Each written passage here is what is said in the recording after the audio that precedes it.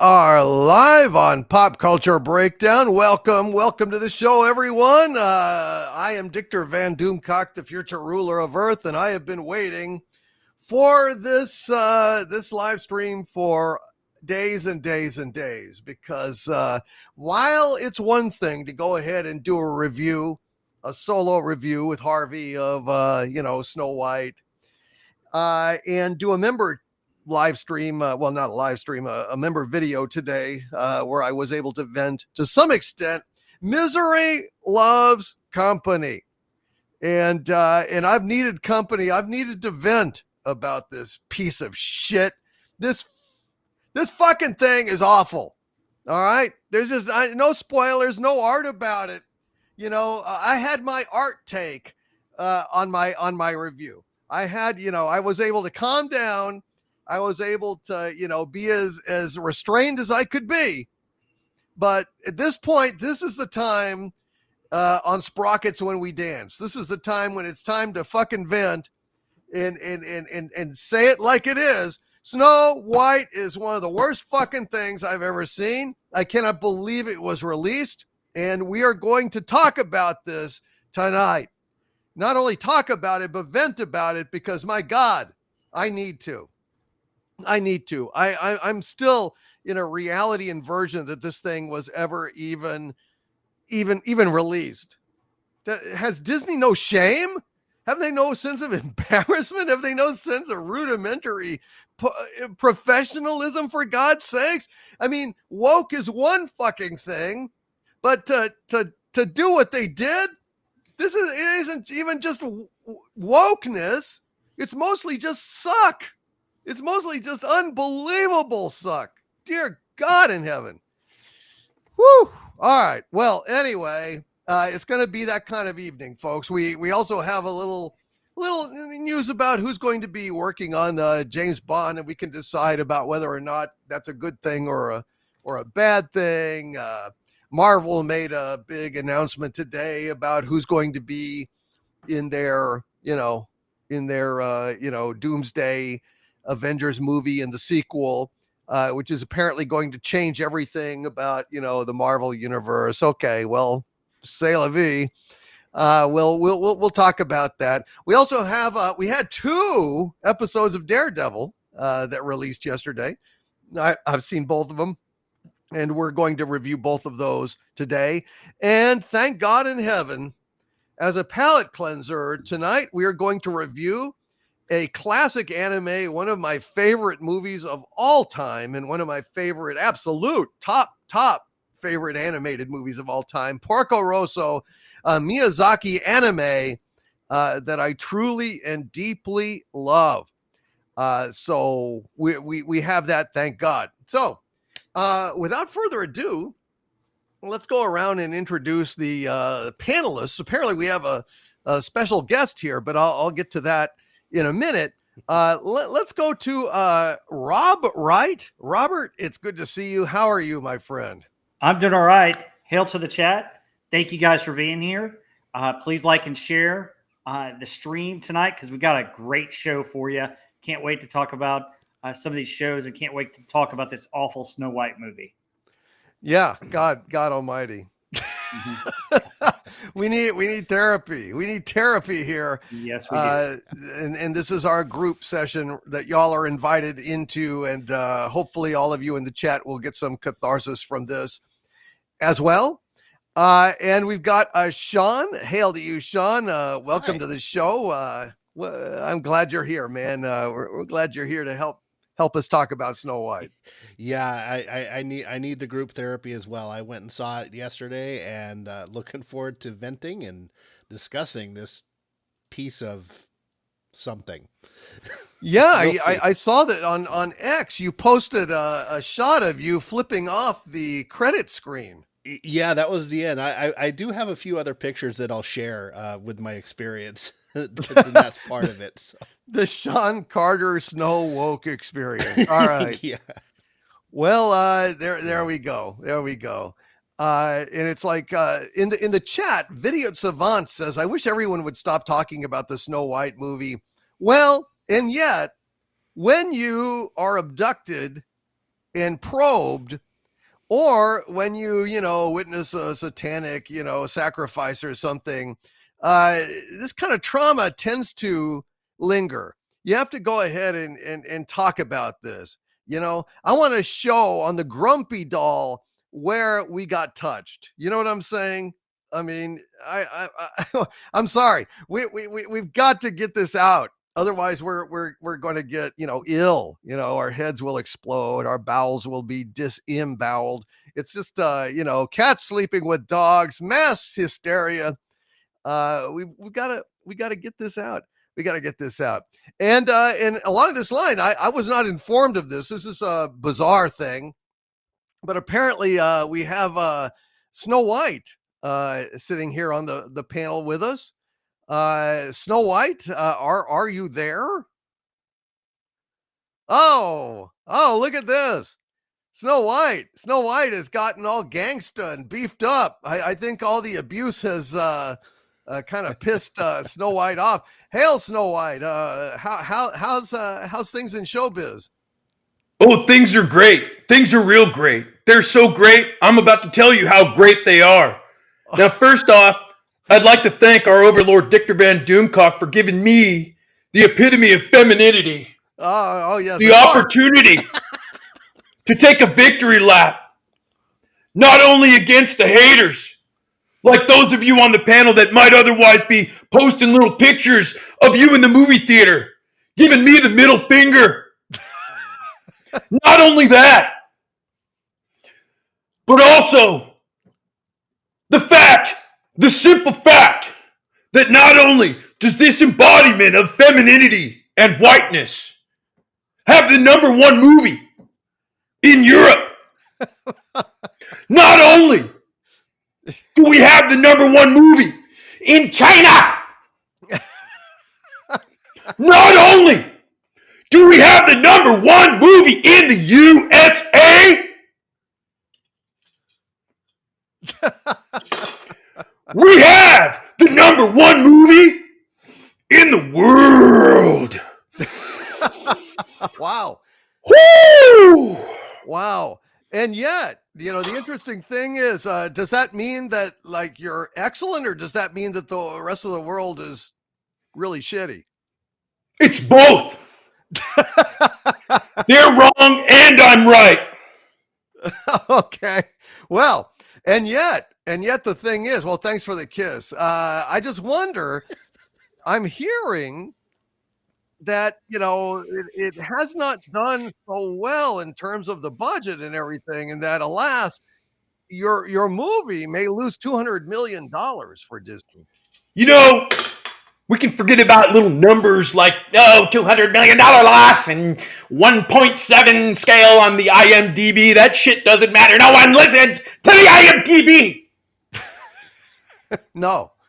What they listen to is femininity. Oh, yeah. Ooh, yeah. Well, you are a strong woman. There's no doubt about that. I mean, no wonder you are able to take back the kingdom all single-handedly too. Well, I don't appreciate the gender assuming, but thank you. Well, it wasn't okay. Well, I understand. It's a little confusing. It's a little confusing for all of us here. But I gotta say, you just rode up there. You were just backed by a couple of soy boys and a bunch of peasant women, unarmed, and you just basically talked the guards into supporting your cause and taking back the castle. It's what I do. It is what I do. I embody femininity, feminism. Well, all you need to do is talk. Well, there you go. I appreciate you popping by, and I hope you won't be offended by all the terrible fucking things we have to say about your movie. I'm offended by literally everything. Okay, well, then this is not going to be any different. And speaking of offensive, we have our own Doug Nelson joining us here. Hail, Doug. How are you, my friend? I'm doing all right. It's amazing what detention can do to someone, but that's right. That's right.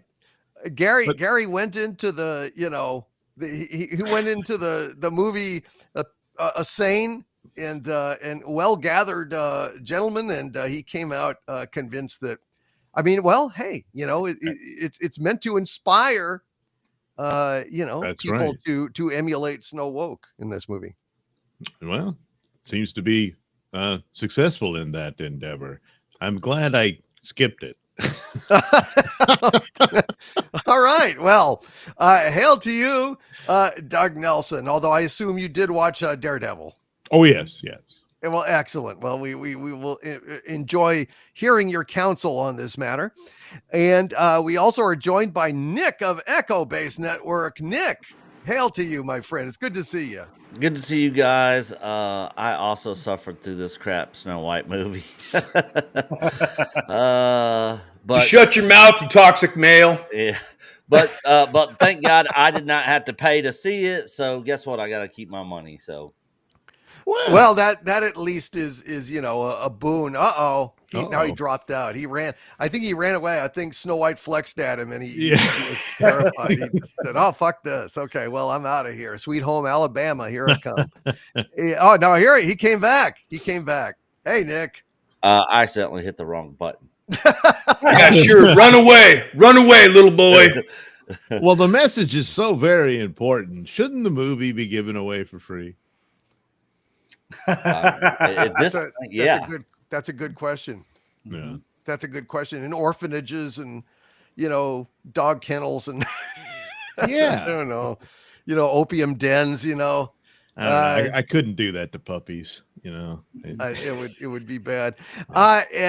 Welcome, Nick. It's great to see you, my friend. Yep, good to see you guys. We're going to vent about Snow Woke, and here, joining us as a guest is Paulie, the Latino slant. Hey. Paulie, it's good to see you, my friend. How you doing? I'm good, Doomcock. I got some lady speed stick for Snow Cochina over there. You're Finally, some diversity on this panel. Yeah, you're no longer Snow White. You're Snow Cochina because you smell. Thank you. Oh, ouch! All right. Oh. Well, so Hmm. with that said, Oh my God. I'm hoping that Snow White will regurgitate Gary Ambrosia and allow him to share his thoughts on the movie. But I think we're just going to jump right in to Snow Woke because I've been wanting to get this off my chest ever since I saw the fucking thing. I'm stunned about this thing. I need to talk about this thing. Let's go ahead and get to the breakdown, and I hope Gary survived being eaten alive by Snow Woke. Oh, I got him in the back here. That figures. You want another toxic male on your panel? That's fine. You just can't handle all the woman that I am. Well, you're every woman in the world to me. Thank Well, you. it's so much woman that it's manly.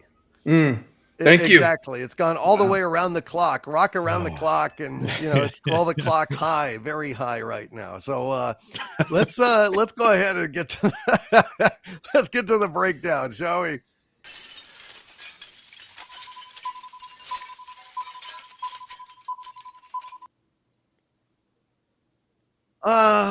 Snow White, how do I hate thee? Let me count the ways. I have done a long review of Snow White where I was restrained and I was doing my best, to be analytical and to not curse. I did a member only video for my channel members. I do one pretty much every week. In which case I vented to some extent, but misery loves company, as I said. So I want to just go ahead and just say up front, holy fuck, holy fuck. I go to this fucking thing and I cannot believe how bad it is. I cannot believe how corrupt this thing doesn't even bear the slightest resemblance to the original animated classic. Which that's the one thing I'm thankful for because little kids that see this piece of shit It's not going to spoil the original because the original bears almost no fucking resemblance to this thing. The plot's way different. You know, they did not lose the 7 methadone addicts, the 7, the 7 Renaissance fair carnies. They just went ahead and shoveled the fucking dwarves in at the start, and then look. I mean, in my mind, I'm like Robbie the Robot, where he's ordered to kill Commander J.J. Adams, and his brain locks up because I have so many thoughts flooding into my head right now. The rough outline of this fucking thing is that forget the prince. There is no prince. Forget 90% of the songs from Snow White that you love. The hits, the ones that Disney's been making bank on for decades and decades and decades, all of those are gone. And the few that remain, I think there's basically 2.5, 2 1/3 that remain. The Whistle While You Work, which is ghastly, just fucking ghastly. Hi Ho, which is almost even worse because they, as much lyrics as they're trying to cram into this fucking thing, it's like a fucking like rap number where every like fucking dwarf has to be introduced with frenetic rhymes that are going by so fast you can't even follow them. And they also put in a little wee bit of dig dig dig in there, just this token, nod of the fucking cap to the all of beautiful with a smile and a song. Gone. Someday my prince will come. Gone. I'm wishing. Gone. One song. Gone. I mean, over and over and over again. That wash up song. The where they sing, singing, washing up the all gone and replaced with substandard, forgettable, nothing shit written by I don't know these. Jesus God, it was so fucking forgettable. But anyway, so there is no prince.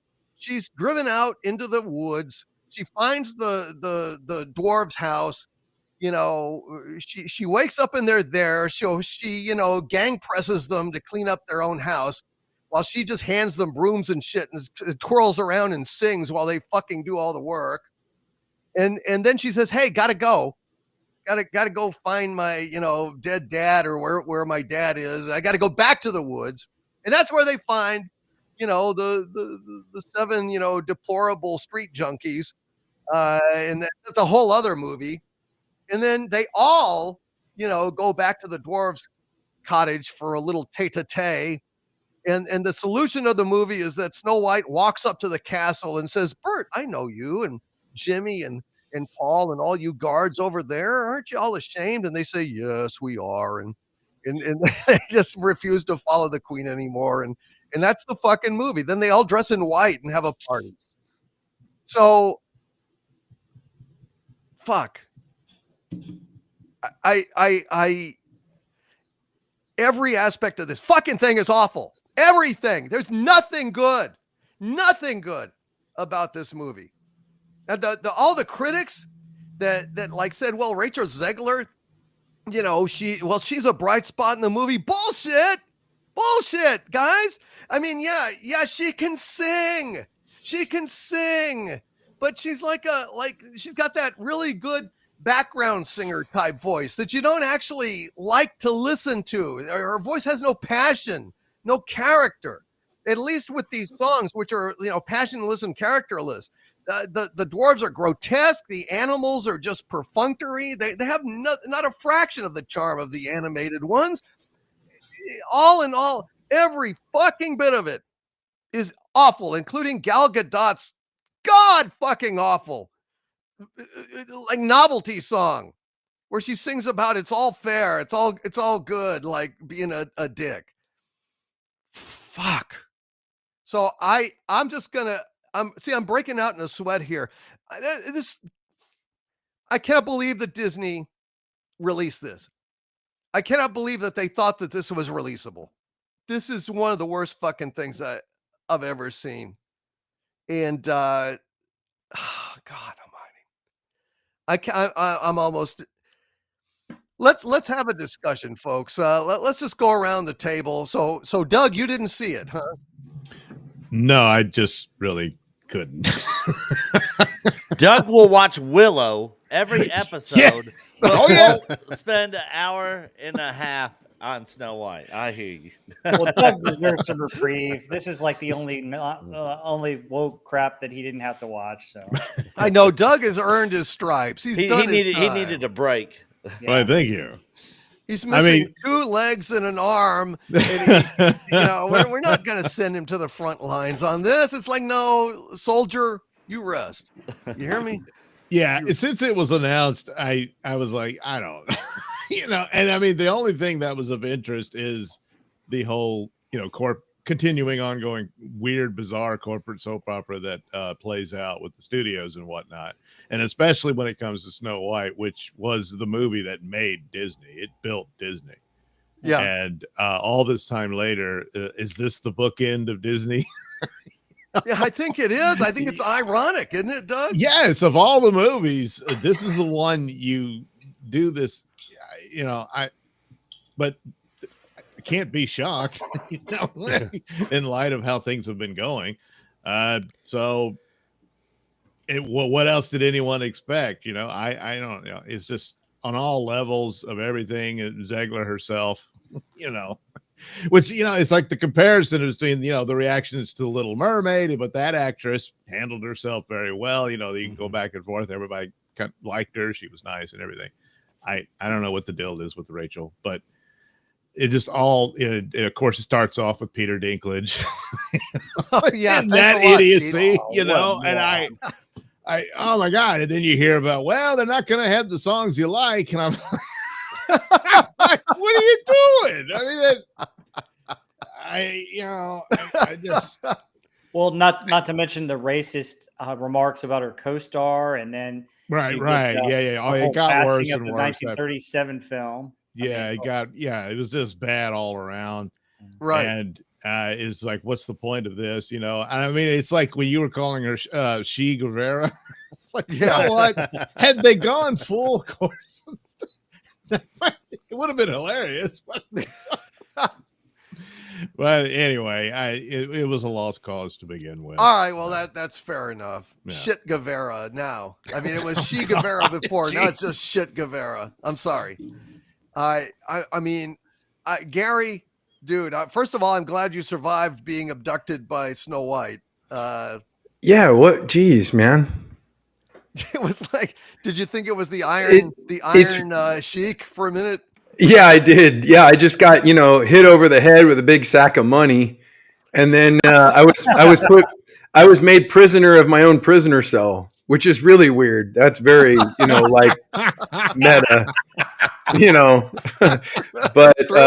but I'm glad to be here. Thanks for having me on again. Well, dude, this is your chance to vent because I know this was traumatic, dude. It was, man. Y'all saw my Twitter post, my little safety precaution there.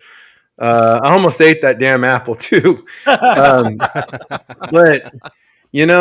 this movie was so it was so, how do you even start? There's so much wrong with it technically. I know, man. And there was, we can get past, let's not even dive into the choices of casting, we'll say, and stuff like that.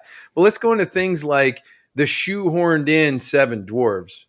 They actually hired a real dwarf guy in this movie. And it's weird to see that because, they still run into those homeless hippie, those bandits in the forest. She still runs into those clowns. They got them in the movie, and there's a little guy in that cast. Yeah. And I'm like, oh, wow, look, there's a real little guy. And everybody else in the movie is a real human being, but then they shoehorn in these really terrible looking dwarves. And it takes you completely out. And it's like, well, that's patchwork. It's supposed to be live action. The other one's already animated. So we saw these crappy cartoons. The music was a joke. The music was like a laughable off-Broadway musical.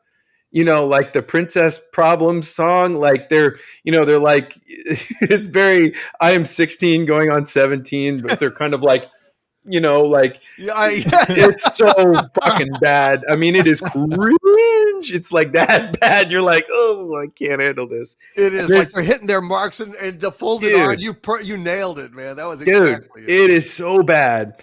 And there's these moments in the movie, like I thought it was fucking hilarious when remember when the Queen's guards, the Queen's knights show up in the forest and there's like 20 of them.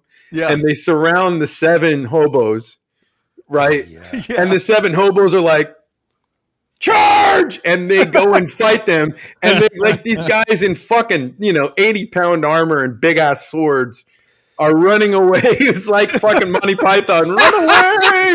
Like they're running away. They're like, I'm getting attacked by a smelly hobo. Like that's the fight. And they are victors over these guys. Oh There's 7 clothed fools against dudes in armor, trained with big ass swords. And I'm like, what the fuck is this, man? And then there's a funny scene right after that where Rachel Zegler, they're running from the knights and they hide behind a tree or something. And Rachel Zegler's sitting there, and this is the acting. Yeah.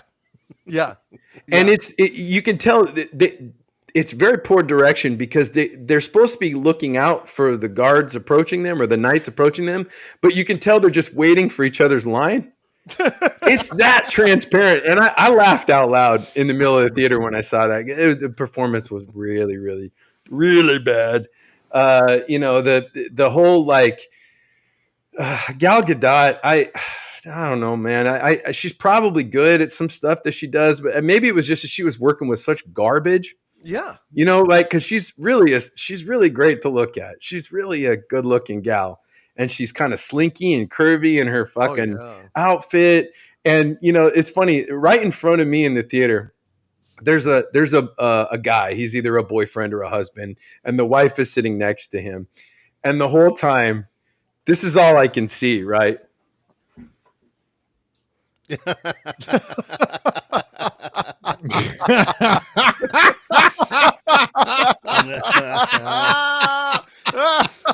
and I'm like, I got to get a picture of this guy and like put it on Twitter because it's so fucking funny. But I didn't want to embarrass the guy. But I mean, everybody in the theater, and I'm not kidding you when I say everybody, out of a over 300 seat theater, there were less than 20 people. Yeah. On Saturday. Yeah. Wow. That's no bullshit. People were laughing at parts in the movie when they really weren't. It wasn't intended for them to laugh.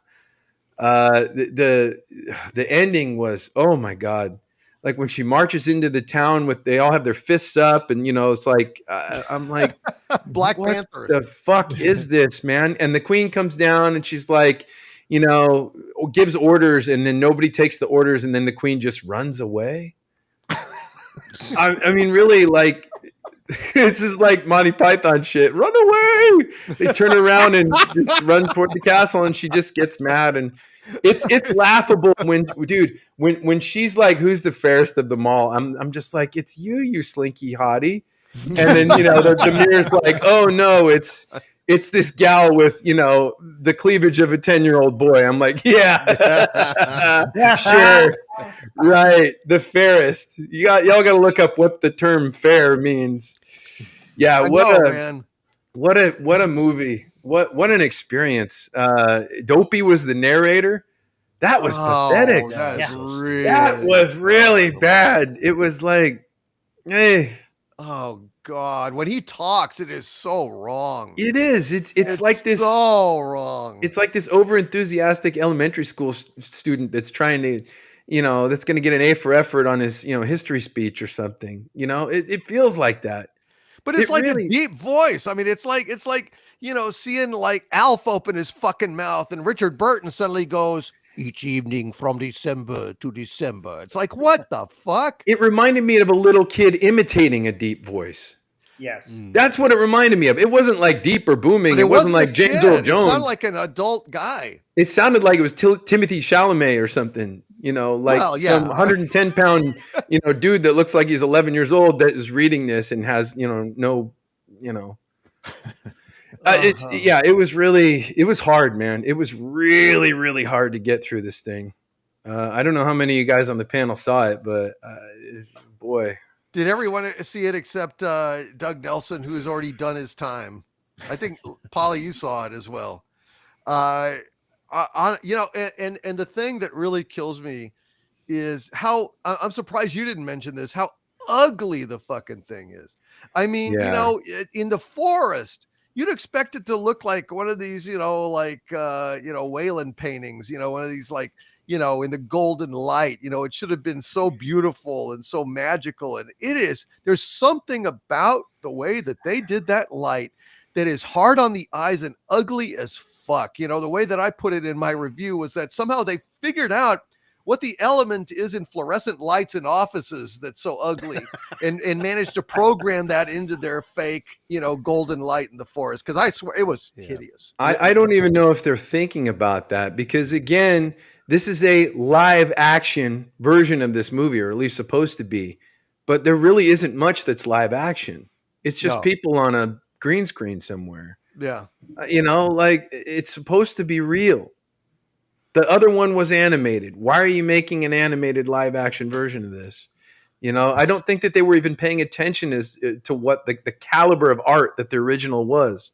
They weren't even paying attention to the original. It's like they were shit talking the original. So why would they try to make it better? You know, they don't even care. Yeah.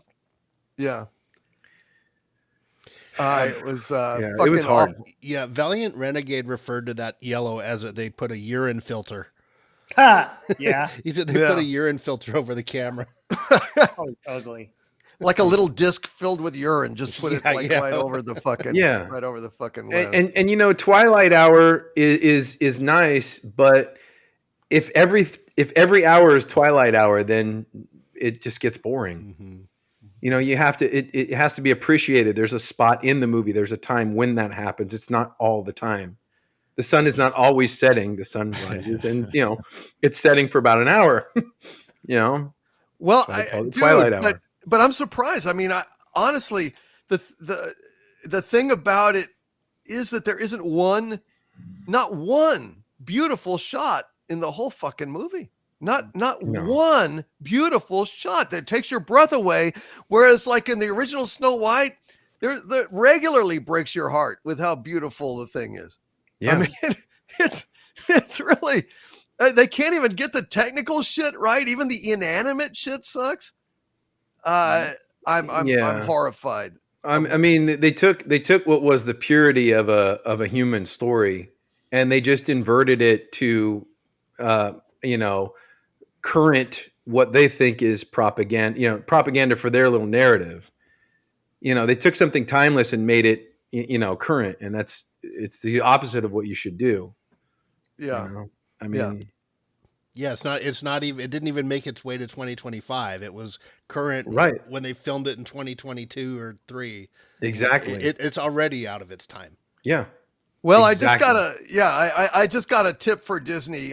When we say timeless entertainment, that doesn't mean that it should feel like an eternity in the fucking theater when you're like, just time to get the fuck out. Timeless is supposed to mean it never goes out of style, you stupid fucks. That was like, honest to God, it was one of the longest movies. And it was only an hour and 47 minutes. And that's why I know the time, because I was like, okay, going in, that was my consolation prize. It's like, it's only an hour and 47 minutes. Only an hour and 47 minutes. You can do this, Doomcock. You can do this.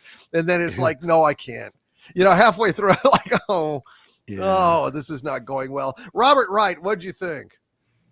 Oh my God, this was awful. So first off, this is the Grimm's Fairy Tales. This is Snow White. Wow, that wood carving looks a lot nicer. Yeah. Anyway, so the first part, I just wanted to quote this from the original book. So basically, the queen is mending a shirt for her husband, and she pricks her finger while she's looking at the snow, and she's looking out a black windowsill, and some of her blood drops on the snow, and she likes the look of it. And so she wishes that she'd had a daughter with blood as red as her blood, and then white as snow, and with hair as black as the frame of the window. And so Soon afterwards, a little daughter was born to her who was as white as snow and red as blood and hair as black as ebony. Hence, her name was Snow White.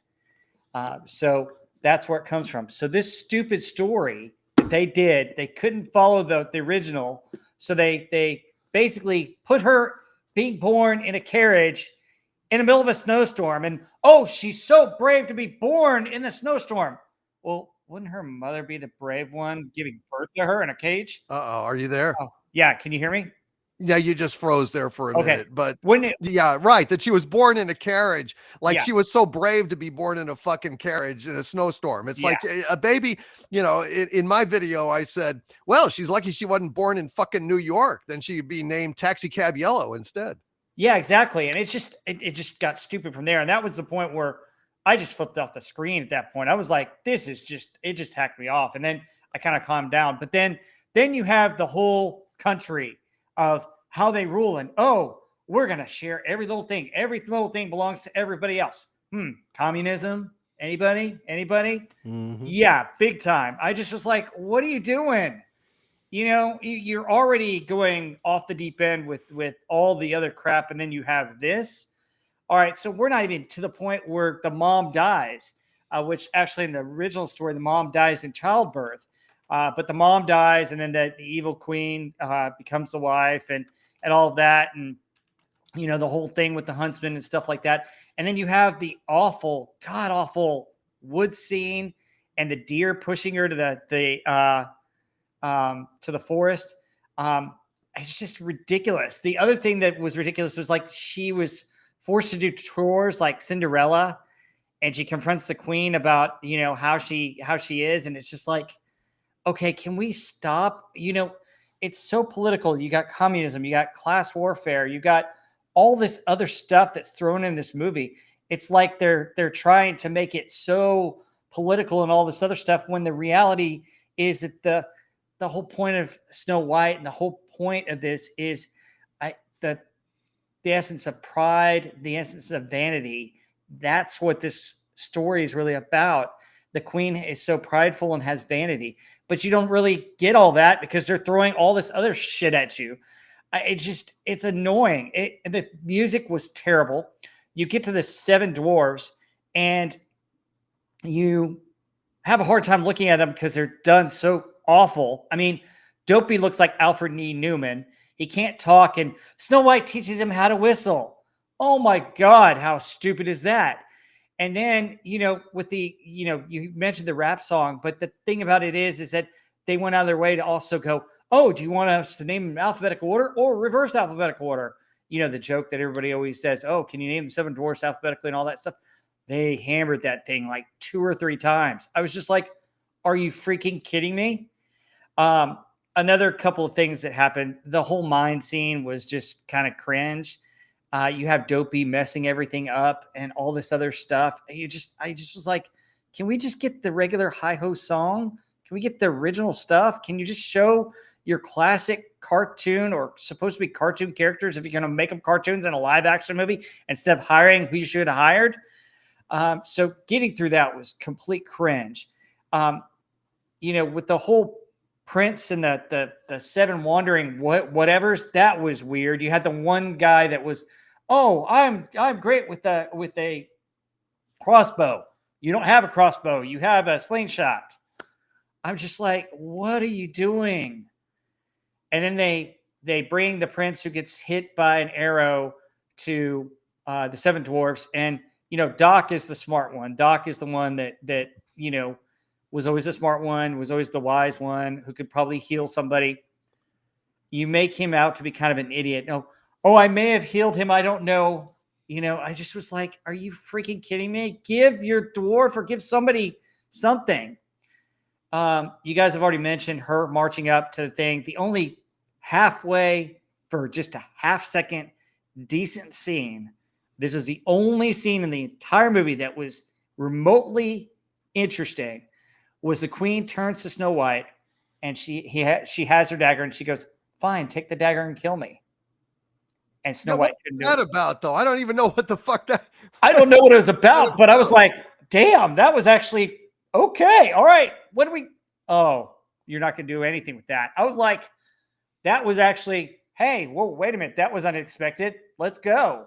But the rest of it was just awful. Where she's just, oh, you have a wife. Oh, you used to be a baker. Oh, you used to do that. And I'm like, okay, maybe if the evil queen put a spell on all them, and she's helping them out of a spell, maybe that can explain it. But the whole last third of the movie was just cringe. It's like the writers didn't know what they were doing at the beginning, didn't know how to make the center of it, and they totally crapped on the end because, oh, Snow White talks them back, and then the evil queen gets so mad and she breaks her mirror, and the mirror just consumes her.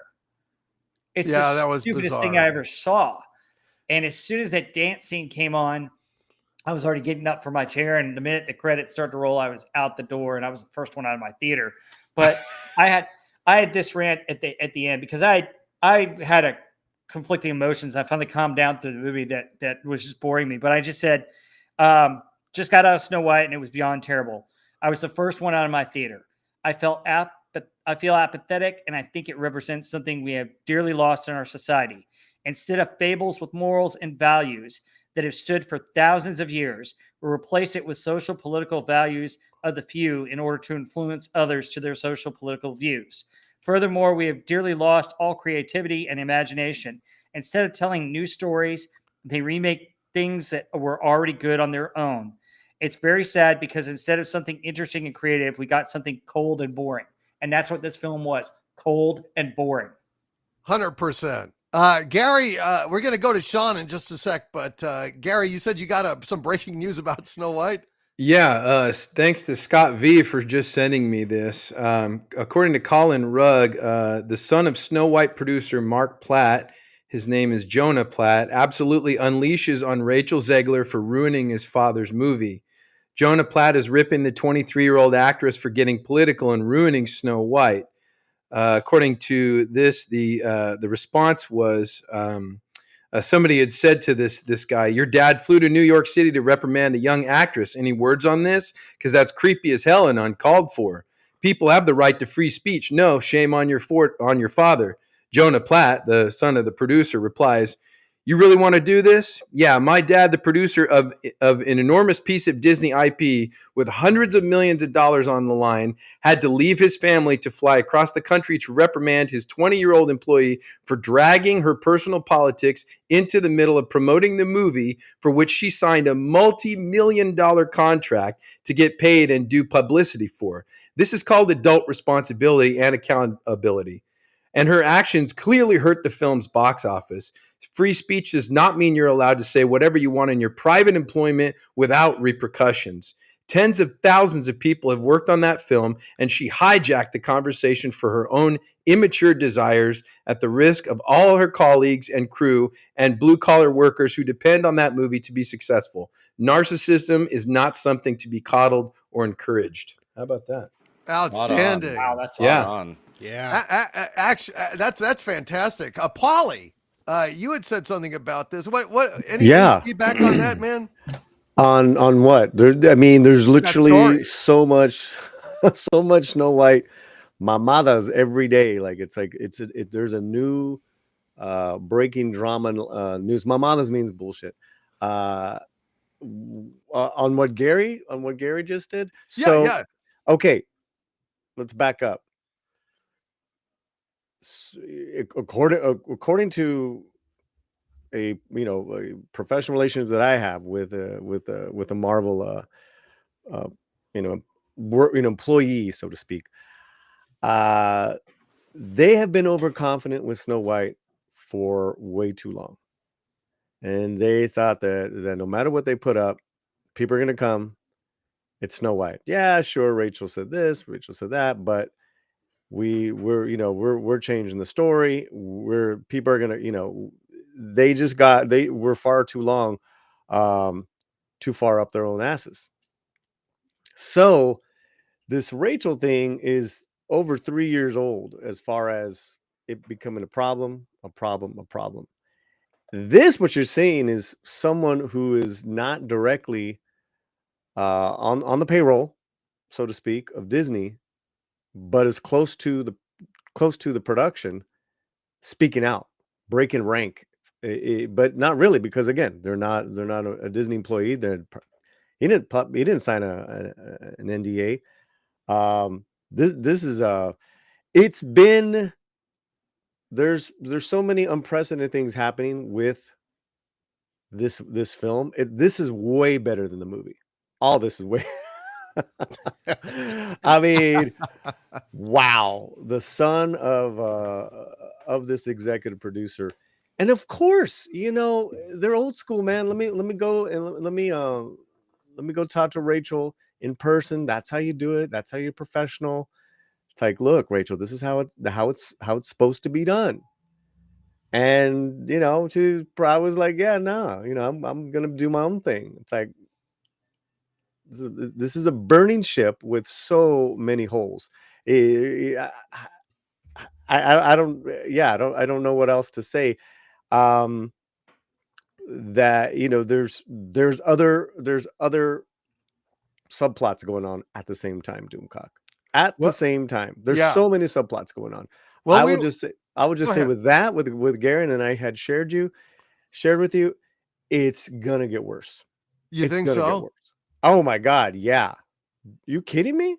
It's not the end of the road. I mean, the thing's out. It's lost. You think now there's going to be heads to roll and blame to be assessed? Oh my dude, it's already happening. When you have the media going after Ziegler the last couple of days, right or wrong, there's some shit behind it. Mm-hmm. There's some shit behind that. That does not happen. Okay, and you can say what you want about that writer, and she's got her own bent, and went after Melissa Barrera last year in regards to Palestine, but there's all these subplots. Doomcock, I'm not making them up. This is a better story than that film that we had to see the other day. Well, that's interesting. I guess we'll keep track of this shit as it goes, Paulie. But yeah, it's a shit show. Real quickly, and it's public now. It's public now, right? There, you can't control it because it was such a bomb. This is probably the biggest bomb that they've had. And it's gonna get worse. That's all. I absolutely mark my words. Well, sounds good.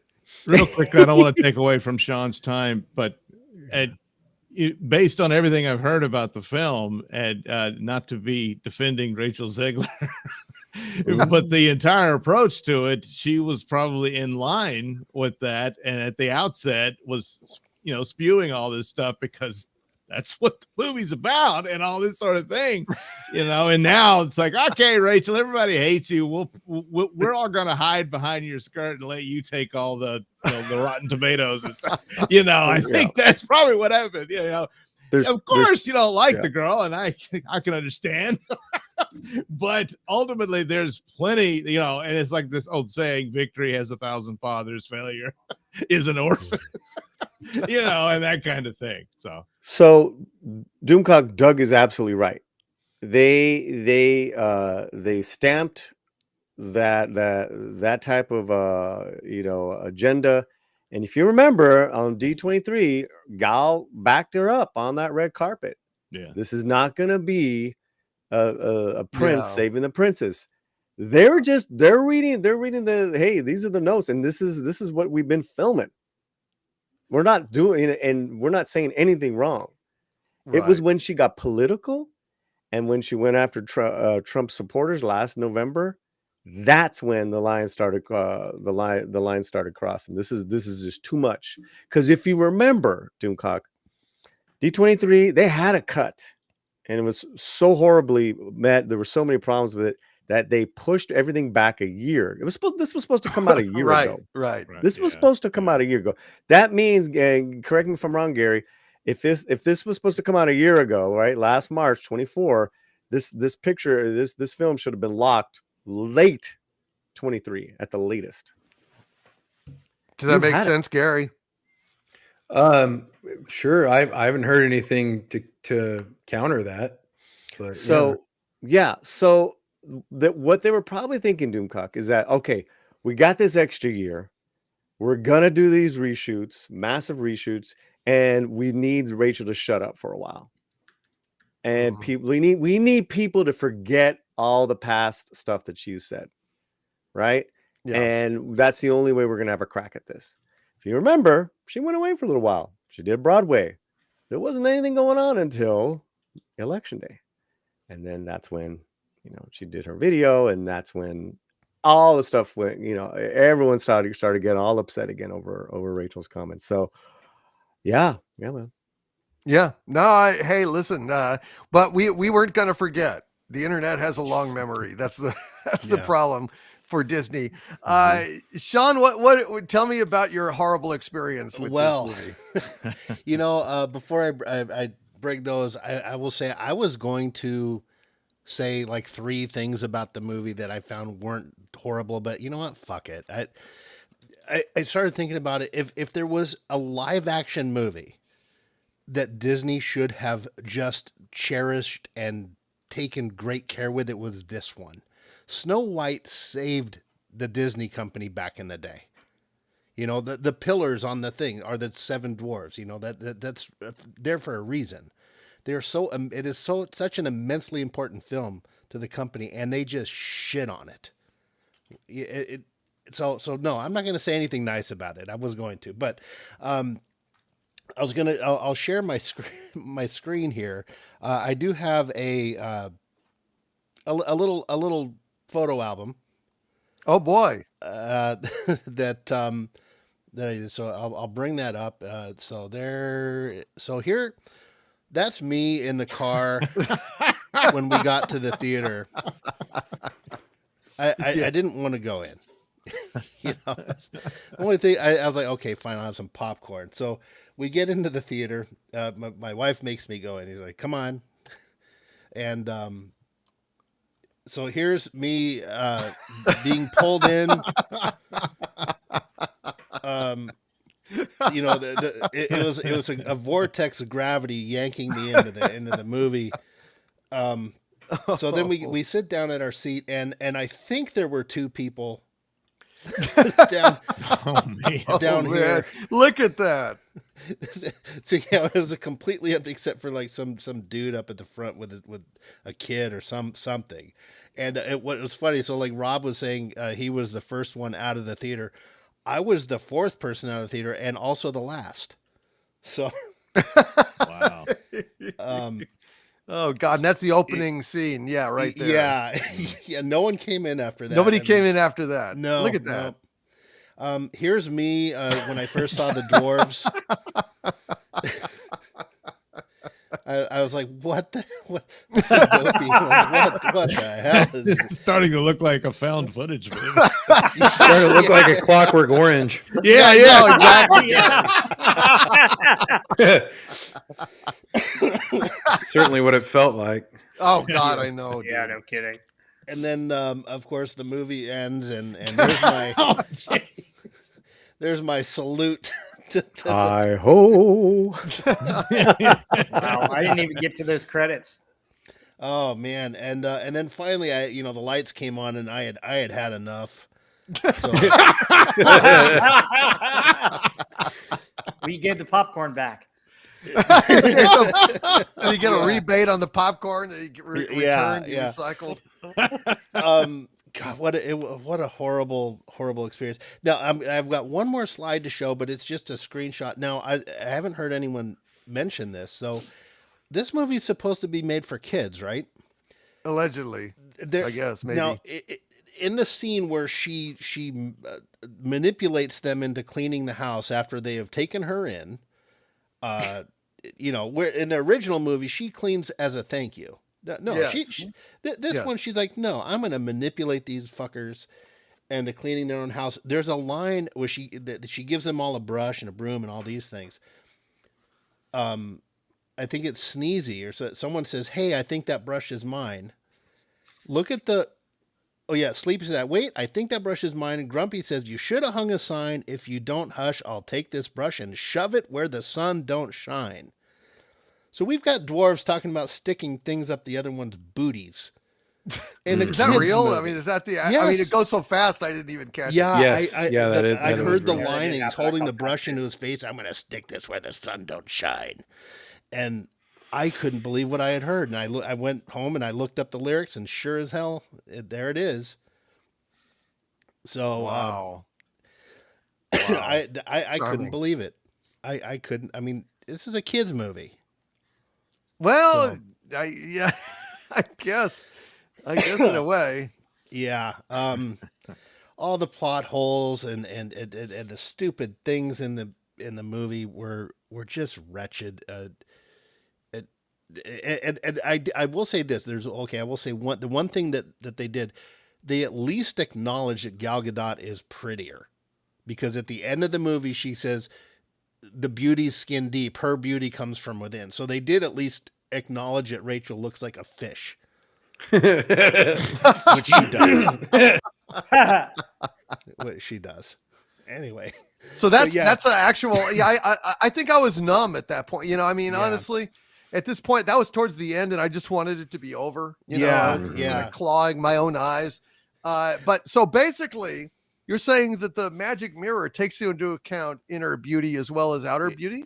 It did at the end. The mirror says something to the effect of the beauty from her is coming from within. Then if the mirror sees that, then isn't that a huge fucking plot hole? Because then how could the queen have ever been the fairest of them all? Right. How is that possible at all? Yeah. I mean, so every bitch following Rachel Zegler at the end is worse than the queen.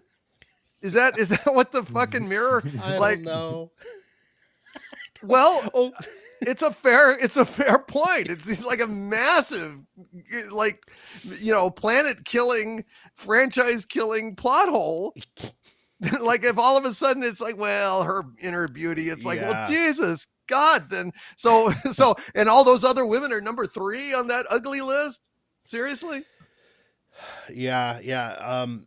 Did you guys see the little thing that Rachel Zegler posted of her wooing her own name in an empty theater? Yes, in an empty theater.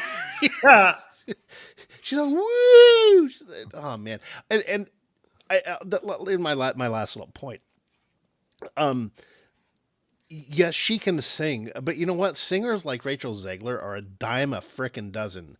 She is every standard Disney princess voice that we've heard since The Little Mermaid. There's nothing unique. You could play her and play any number of other people. I wouldn't know who the hell she is. There's no uniqueness to her voice. So she can do some vibrato and hit a few more octaves than most people. That's not noteworthy. There's nothing special about it at all. I don't even give her credit for that. No, it's garbage. So we're gonna go to Nick and then Paulie. We'll hear your feedback on the review, brother. Nick, what do you got to say about this thing? I mean, I don't know what movie you guys saw. I thought it was excellent. April Fool's Day is 5 days away still. Yeah. Premature ejaculation there. No, this movie was absolutely terrible from start to finish. And it's real easy to kind of, just jump on the hate bandwagon, but it literally is a terrible movie from start to finish. Like I even saw people reviewing it who you could call so-called shills, that they were even saying that it was a bad movie. So it's not doing good at all. I agree with what everybody is saying here, so I'm not going to rehash a lot of that. Just a couple quick things that stuck out to me. One, like Rob Wright was talking about, the dwarf that learned how to whistle. He learns how to whistle and immediately can just whistle in key, different notes and everything, just like perfectly. That's not realistic. I was like, nobody just learns how to whistle and then can just whistle like that.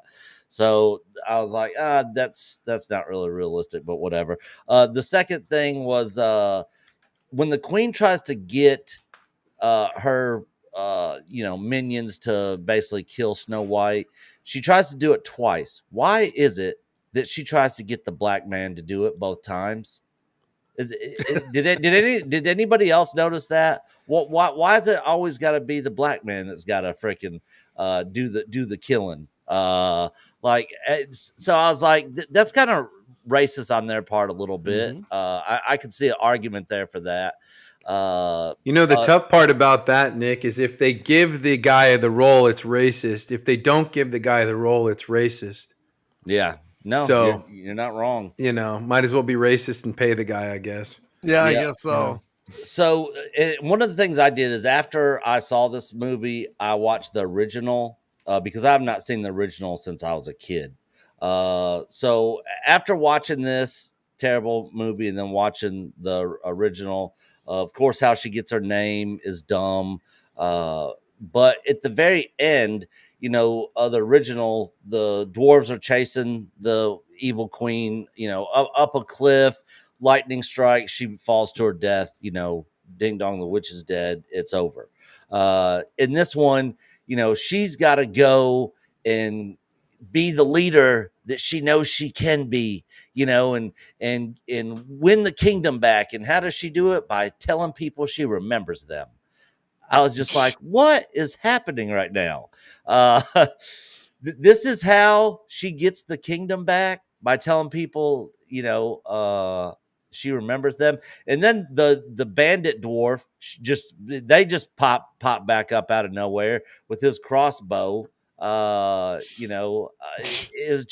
was so dumb. It was so you could definitely tell that this thing was shot multiple times and just edited from both all the different shootings that they had, because it was like somebody went to a junkyard, just took a bunch of different car parts from all different kinds of cars and slapped it together to make a car. Yeah, you see Yeah. hairstyles change a few times. Yeah. And so those were just some of the things that stuck out for me. For a Snow White movie, I gave this thing a 0 out of 10. For just a regular movie, I gave it like a 2 out of 10. There was 2 things in there. Some of the cinematography I thought was okay. Not great, not anything to write home about. Some of the CGI on the dwarfs was okay, but still nothing great there either. And that's about it. There was one other thing, and I literally just had it in my head and I forgot it. I hate it when that happens. So much of this movie is so forgettable. But yeah, absolutely terrible from start to finish. I'm glad it's over. For anybody who hasn't seen this isn't even worth watching if it's just on like TBS or TNT on cable TV one afternoon. Just don't even waste your time watching it. It's not even worth the watch, even for free. And I luckily did not have to pay to see this. I got a hookup, so I got to see it for free. So Disney didn't get none of my money for this crap. Well, I'm glad to hear that. Polly, I didn't think there was one good thing about this movie. Now you saw it early, right? You saw it early. No. One of our writers did. Oh, okay. They, Well, they what did saw- you think of it, man? I mean, what's your take on this movie? Oh, it's terrible. Uh-huh. Okay, well, I mean, figured. it's probably like, just as far as a film with a story and a beginning, middle, and end, they couldn't even pull that off. That was shocking. That was absolutely dog shit shocking. Like it was just like, at the end, I'm like, and I paid money. I used my my Cinemark credit. You get a monthly credit. And I saw it last Thursday afternoon.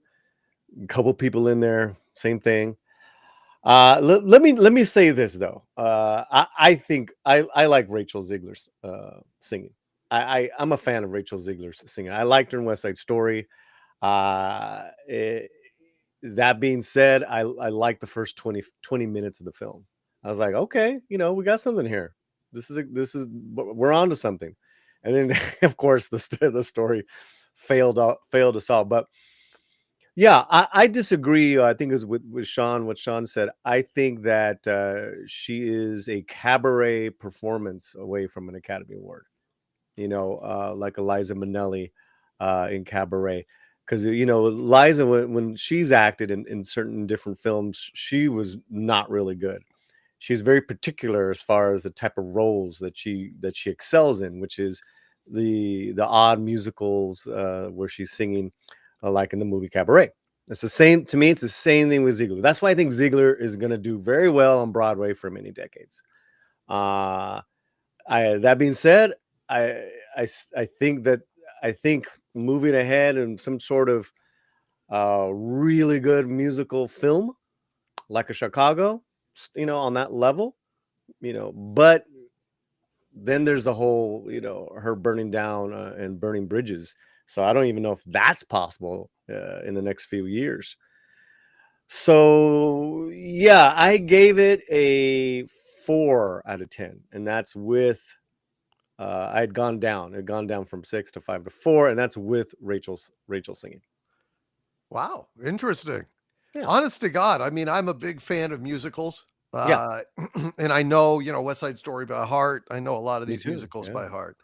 And I mean, I didn't even bother to go. I'm not going to go see a remake when I can see the original, Natalie Wood, version. I don't like remakes. I hate remakes, as a matter of fact. I mean, unless there's a really, really compelling reason to see a remake, I skip them. So I can't comment on her performance in that. But all I can say is in this, I was unmoved entirely by any of her musical performance. I did not feel that it rose to a like Marnie Nixon level, who dubbed a lot of these actresses in the classic musicals, the King and I and West Side Story. Actually, she sang for Natalie Wood. No charm, no magic. It's just she can blast her pipes, but so what? It's like I would much rather listen to the way that I put it in my review. I'd rather listen to Frank Sinatra than Mario Lanza or Placido Domingo, even though both of them technically maybe can blow Sinatra out of the park in terms of power, but in terms of character and in terms of entertainment value and just sheer presence and charisma, I for me she's a 0, but I do respect your opinion, and maybe you're right. Maybe it's just the songs were Yeah, I don't think so. Yeah, I don't think it's a matter of right or wrong. It's just taste. I mean, I just again, it's like people who love Larry David. Other people can't stand Larry David. I like Right. Larry David. I love Larry David. Right, but Yeah. and I just think that's gonna be the thing with Ziegler. Someone says in the chat, and I always get this, that I'm a simp for Latinos. It's like, obviously you don't pay attention to my channel. You don't pay attention to our reviews. We're very honest with our opinions. I mean, that I think that is that's an easy cheap shot, but we always get it. Especially if it's like, listen, I rated the film 4 out of 10. If that's simping, I don't know. That's pretty bad simping. You know what I mean? Like, I don't it's not really committed simping. It's right. a half-assed and forgive me that I like her, like I like a song. What's a big fucking deal? You know what I mean? Oh yeah, no, I'm just busting balls, but again, we go back to the structure of this film. It's just terrible. This is probably the worst film I've seen this year so far. I mean, like, and this is it's number one. So this is Snow White, man. This what I was expecting was that they had reshot the woke out of it. We're going back to the basics. I heard there was a romance. The kiss is back. Yo, they had her on a rock. Not in the glass casket. They had this chick on a rock, and homeboy gave the weirdest, like, weenie ass kiss, like it was a half on the chin. Like, I don't want to offend her. Well, she. He asked her. It was funny. Well, it was weird that she's in a coma, but he still hands her a little document and says, "This is a consent form." And with her eyes closed, she raises her hand and signs it, and then pen falls out of her hand. And then she kisses. It was very bad. It was terrible. It's terrible. To add on to that real quick, they have this whiteout party at the end, and you would think, okay, White, was there a wedding or something like that? Nope, there was no wedding. Snow White became the queen and it just ruled. Yeah. That's all it basically said. Of course. Well, that's it naturally. And look who's here, Andy. What happened to you, Andy? What in God's name? I'm Sid the Sloth. You're you're what? This is my Snow White impression. Oh, Oh, I thought you were doing Ren and Stimpy. Who's the greatest Well- mud skipper of them all? Yeah, it's pretty much the same thing. I mean, like, Oh, jeez. yeah, I kind of, part of me wants to feel bad for this girl because, like, I think at some point she's going to wake up and realize, like, what an insufferable, arrogant little brat she's been. But I get it. She's talented. She's young. She gets these parts, and everybody around her has been telling her how wonderful she is. And no one's probably ever pushed back on her and told her, like, hey, you know what? You're like this much special. You're not at, I mean, like you just ran through like Mario Lanza and all these incredible vocalists, and you're not at that level. It's kind of like, Taylor Swift is not going to top the Beatles as far as being influential and things like that. Sorry, Gary, but it's it's one of those things where like you're not that great. You're like, I mean, she's going to be Broadway actress after this. I mean, I just read the thing. Scott V just sent me the thing with the producer's son, like has ripped her apart about like the damage she's done to this film. And that's a shame because there's a lot of people that need to get paid from this film. And because like you're going to go and like spout your ideas that you have no idea about, that like, you know what, go and live someplace, go and get some real world experience if you want to spout off about things. But if you want to be an actress, and you want to go like and put on a performance to entertain people, then maybe you should stick to that. And if you want to go and be like an ambassador somewhere, then go and do that. Maybe there's a singing ambassador, I don't know, but I'm hoping that at some point she gets a reality check about. I have the feeling that it's all going to be somebody else's fault. It's like everybody else was just mean to me. They didn't. I was right the whole time. And these people were just like, it was this hate campaign, like you see the review bombing, like you said in your video today, Doomcock. It's review bombing, but only in one direction. You have everybody that goes in, oh, it's the best thing ever. Did you see it? Well, not yet, but I know it will be. And there's that many, and they cancel out the negative ones. And and especially now with like we have all the bots and things like that, and bots cost money, and gee, who has money? Disney for the moment has money, and they can pay to farm these things out. But the damage that she's done, I hope this is a cautionary tale to other performers. To and it's funny because people on the more conservative side have been forced to keep themselves like shut up, and they don't say a thing if they want to work.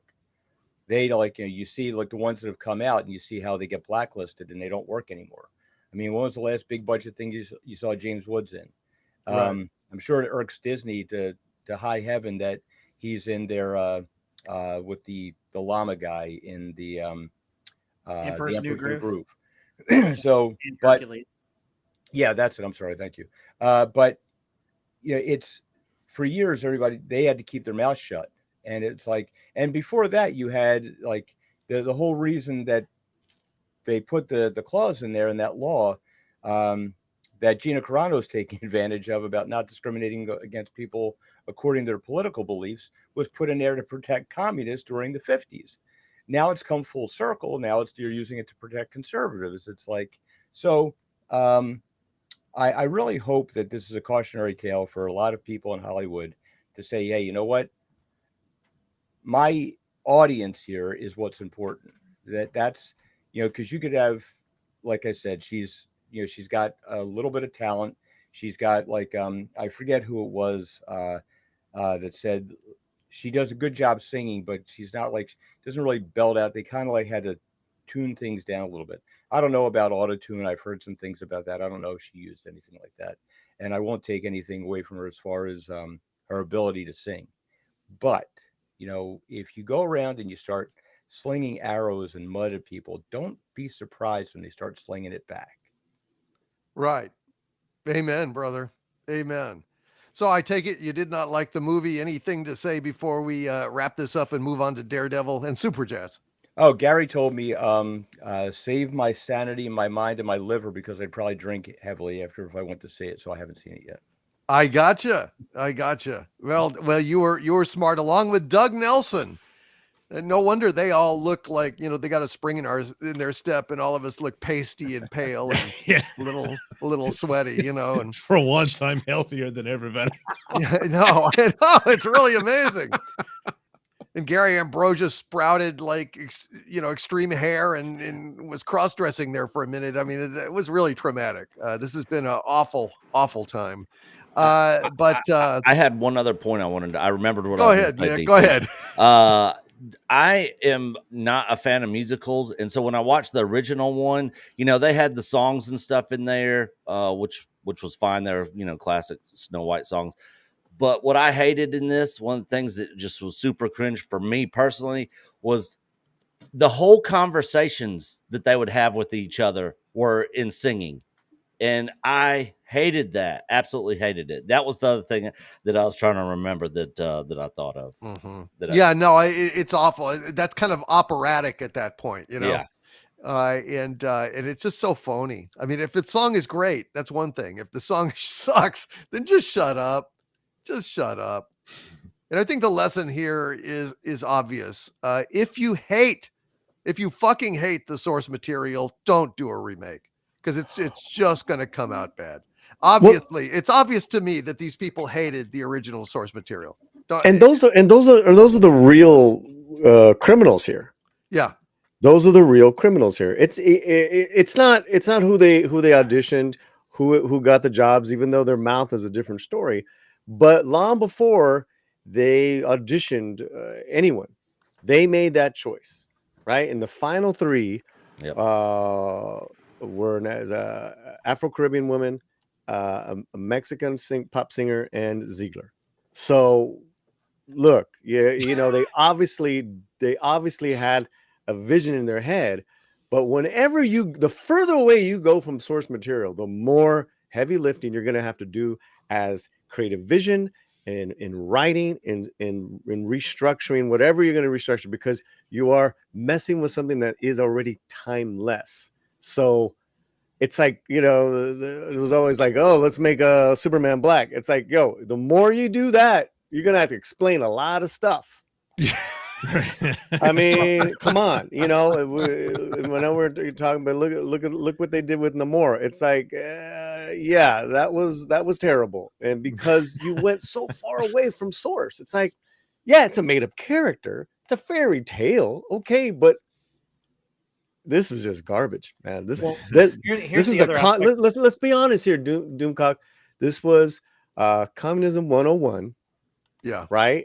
And yet, have a king, and then she's a queen, and then she wants to be queen again. It's like you can't be a queen, and maybe you can, because you'll be a dictator. Okay, that is communism going into, dictator.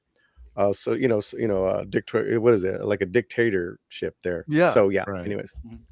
No, well said. Yeah, I was going to say the writer should not get off the hook for any of this. No. I mean, the source material of the original cartoon, the other source material, the actual Grimm's fairy tales, they didn't use any of it. And, that's the basis that should have been their basis for the story. And they took a 180 just to show their own common politics. And the landing was so flat and so awful that it boggles my mind that it ended the way it did. God, can this thing get any dumber? Oh, yep, yeah, it did. Yeah. Well, one of the other things that stuck out to me too that Rob reminded me of is in the original, when the queen got the box back, it was a pig's heart that was in there. Right. In this one, she gets it back. She doesn't, so in the original, it's like, oh, that wasn't actually her heart. It was so you could see that she could be easily fooled. This queen just got the box and I guess just never bothered to open it and look. That's right. Like, what? That's and then right. when she finally does, it's an apple in there. It's a fucking apple. I was just like, oh, it's a good thing she didn't open it, huh? I know. The huntsman's like, I cannot believe I got away with that shit for so long. You know, Yeah. it's like, I cannot believe that idiot. You know, it's like really if she'd busy only being had clean. Ronald Reagan as her advisor, you know, trust but verify. You know, open the box, Your Majesty. Mommy, open the box. Dude. But rule of thumb here is when you're doing remakes and the subject of the remake is a massive classic, you're probably already done before you start. You know, it's just Yeah, probably not a good idea. it's a fucking horrible idea, but it's not over yet. I mean, an adaptation of the Snow White lore and that sort of thing, yeah, that sort of thing, yes.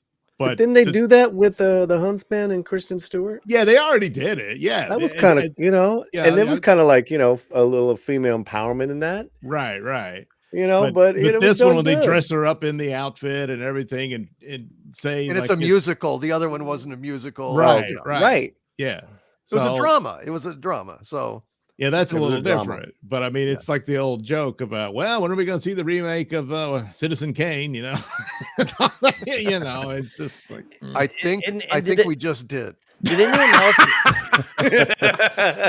did anyone else pick up on the fact that at one point in time in the movie, when they're talking about the fairest of them all, they're talking about looks and beauty, and then another second when they're talking about the fairest of them all, they're talking about somebody else being fair to others and not deceitful and stuff. I was like, wait a second, what?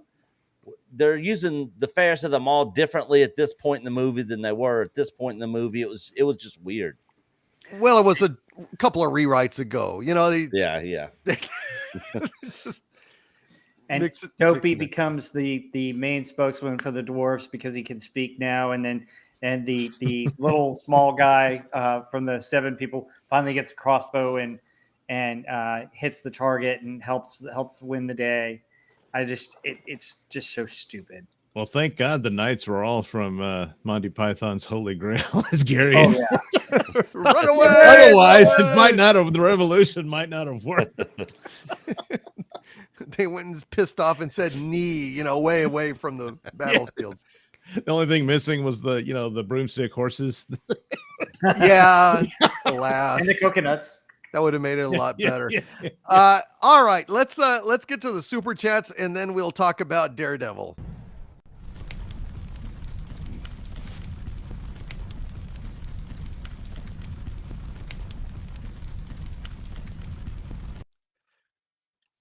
All right, folks, let's get to some super chats and thank you guys for your patience. We had a lot to say here tonight, folks.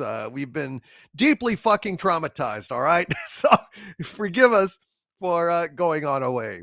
Master Zero with a $5 super chat. Thank you, Master Zero. Says today marks the 20th anniversary debut of new Doctor Who with Rose. Christopher Eccleston deserved more time as the Doctor. He was fantastic. He was a lot better. And I was very sorry when he left. There's no doubt about it. And maybe we could have avoided some of the shit if he'd have just stayed. But hey, maybe he saw the train wreck coming a mile away. I think he basically said, would he ever return? And he answered, not as long as Russell T. Davies is there. So I think he saw shit that we didn't see. And he was smart to bail. At the time I was mad, but that's a quote. He was at a convention recently and that's what he said. Scott V with a $5 super chat. Thank you, Scott. Says, hail Doomcock and panel. Why does it feel even though woke is tanking and will never make money, are they seemingly doubling down on it? Am I crazy or what? No, it's because it's an ideology, Scott. It's an ideology. And, Hollywood is absolutely committed to this sick nonsense, dude. I mean, that's just the bottom line. They really are fucked up, and they really are using this stuff to try to reshape society. But the economic pressures on them and the political pressures now after the election are so severe that they're having to retreat. And the pressures are becoming unbearable. Now, I think that I think that eventually they're going to have to go back underground for a time. But like evil, it's never entirely vanquished, but they're being driven back a lot. And I think the wokest shit that we're seeing is stuff that's been in development for a while.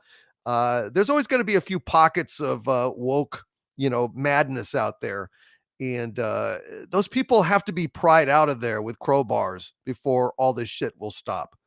But it's you're not crazy, man. It is insane out there. There are still ideologues and fanatics that are pushing this agenda, but it is doomed. It is doomed. Trust me. It is on the wane. We are winning. Evan Peterson with a $5 super chat. Thank you, Evan. Says I can totally recommend The Day the Earth Blew Up, a Looney Tunes movie. In many ways, it's a callback to early Looney Tunes and sci-fi B movies. Holy shit. People, I urge you to get out to theaters and watch a couple of movies. Black Bag, which is a good spy movie, I hear. And then this, The Day the Earth Blew Up, a Looney Tunes movie, because you got to support the Looney Tunes in theaters. For God's sakes, get out there, vote with your dollar, send a vote of confidence to original movies and Looney Tunes movies. Let's make sure that, Hollywood gets the message that we do love this kind of stuff. But right now, all we're going to do is keep getting these horrible sequels and reboots and bullshit because they play it safe. Because if they take a risk and it doesn't pay off, it causes us problems. For God's sakes, go and see these movies, please. Jack White with a $10 super chat. Hail to you, Jack. Yeah, it's good to see you, buddy. He says, hail, my lord. Have you gotten a chance to check out any of the other series I recommended you yet? And did you get the email I sent you the day before yesterday? Shit, Jack, I've been so busy. I probably did, and I didn't see it. Let me go and find it, and I will reply to it. I haven't had a chance to check out any of the other series in terms of getting into them. It's going to be a while because I am into a number of anime series right now that I'm trying to get wrapped before I start any new ones. But yeah, dude, they are on my radar for sure. And I'm going to go and watch those things because good taste, brother. And I really appreciate the recommendations. Trevin Lane with a $5 super chat. Thank you, Trevin Lane. Says, hail, DC panel and chat. It is ironic that the third best thing in Snow Woke is the CGI dwarves. From what I've heard, I haven't seen it. Well, dude, there's nothing best about Snow Woke. I look, guys, I'm not shitting you. I'm not just being, cool or trying to be, a hater just to pile on this thing. If there was anything good in this movie, I would admit it. I really am always looking for the good stuff. I'm always willing to concede and be reasonable. If there's any element, even in my review, I said, well, the guy that plays Jonathan, the Prince substitute, he's the most closest thing to a real person in the whole movie. And he tries, he actually tries, and he almost with his delivery is able to sell the Princess Problems song that they gave him. But he just can't overcome the horrible handicaps of this fucking thing. It really, there's nothing good, Trevin Lane, and God help us, the dwarves are painful, fucking nightmare fuel. Honest to God, you look at Dopey move around, it will creep you out in some level the rest of your fucking life. Paula Veter Gamer with a $5 super chat. Thank you, Paula Veter Gamer. Says, happy PCB. As you may know, Snow White is 1.8 on IMDb. That is amazing because Dragon Ball Evolution is somehow less worse at 2.3. That is all. LMAO. Well, that was my video today, Paula Veter Gamer. Is it actually true that Snow White is the lowest rated Disney movie on IMDb? Go check out the video. I investigated it, and there is something to that claim, folks. There is something to that claim. Jack White with a $5 super chat. Thank you, Jack. Says, to answer your question, the Iger company has no shame and no business sense. Dude, Jack, I would have never put out this movie. I would have never put this fucking thing out. I would have taken the tax write-off, or I would have shoved it on Disney Plus. But there's no way I would have allowed this thing to be unleashed on the American public. The damage that this shit does to your brand long term is incredible. and will be felt for decades to come. After all of the losses and all of the public relations disasters and all of the alienation and all of the wokeness being shoved up the ass of every fucking theater patron that goes since the last 8-10 years, the damage that they have done to their brand is substantial, deep, and metastasizing. So I never would have put this out. It could have never gone out. Not on my watch. Well, I'm just a simple country supervillain. What the fuck do I know, right?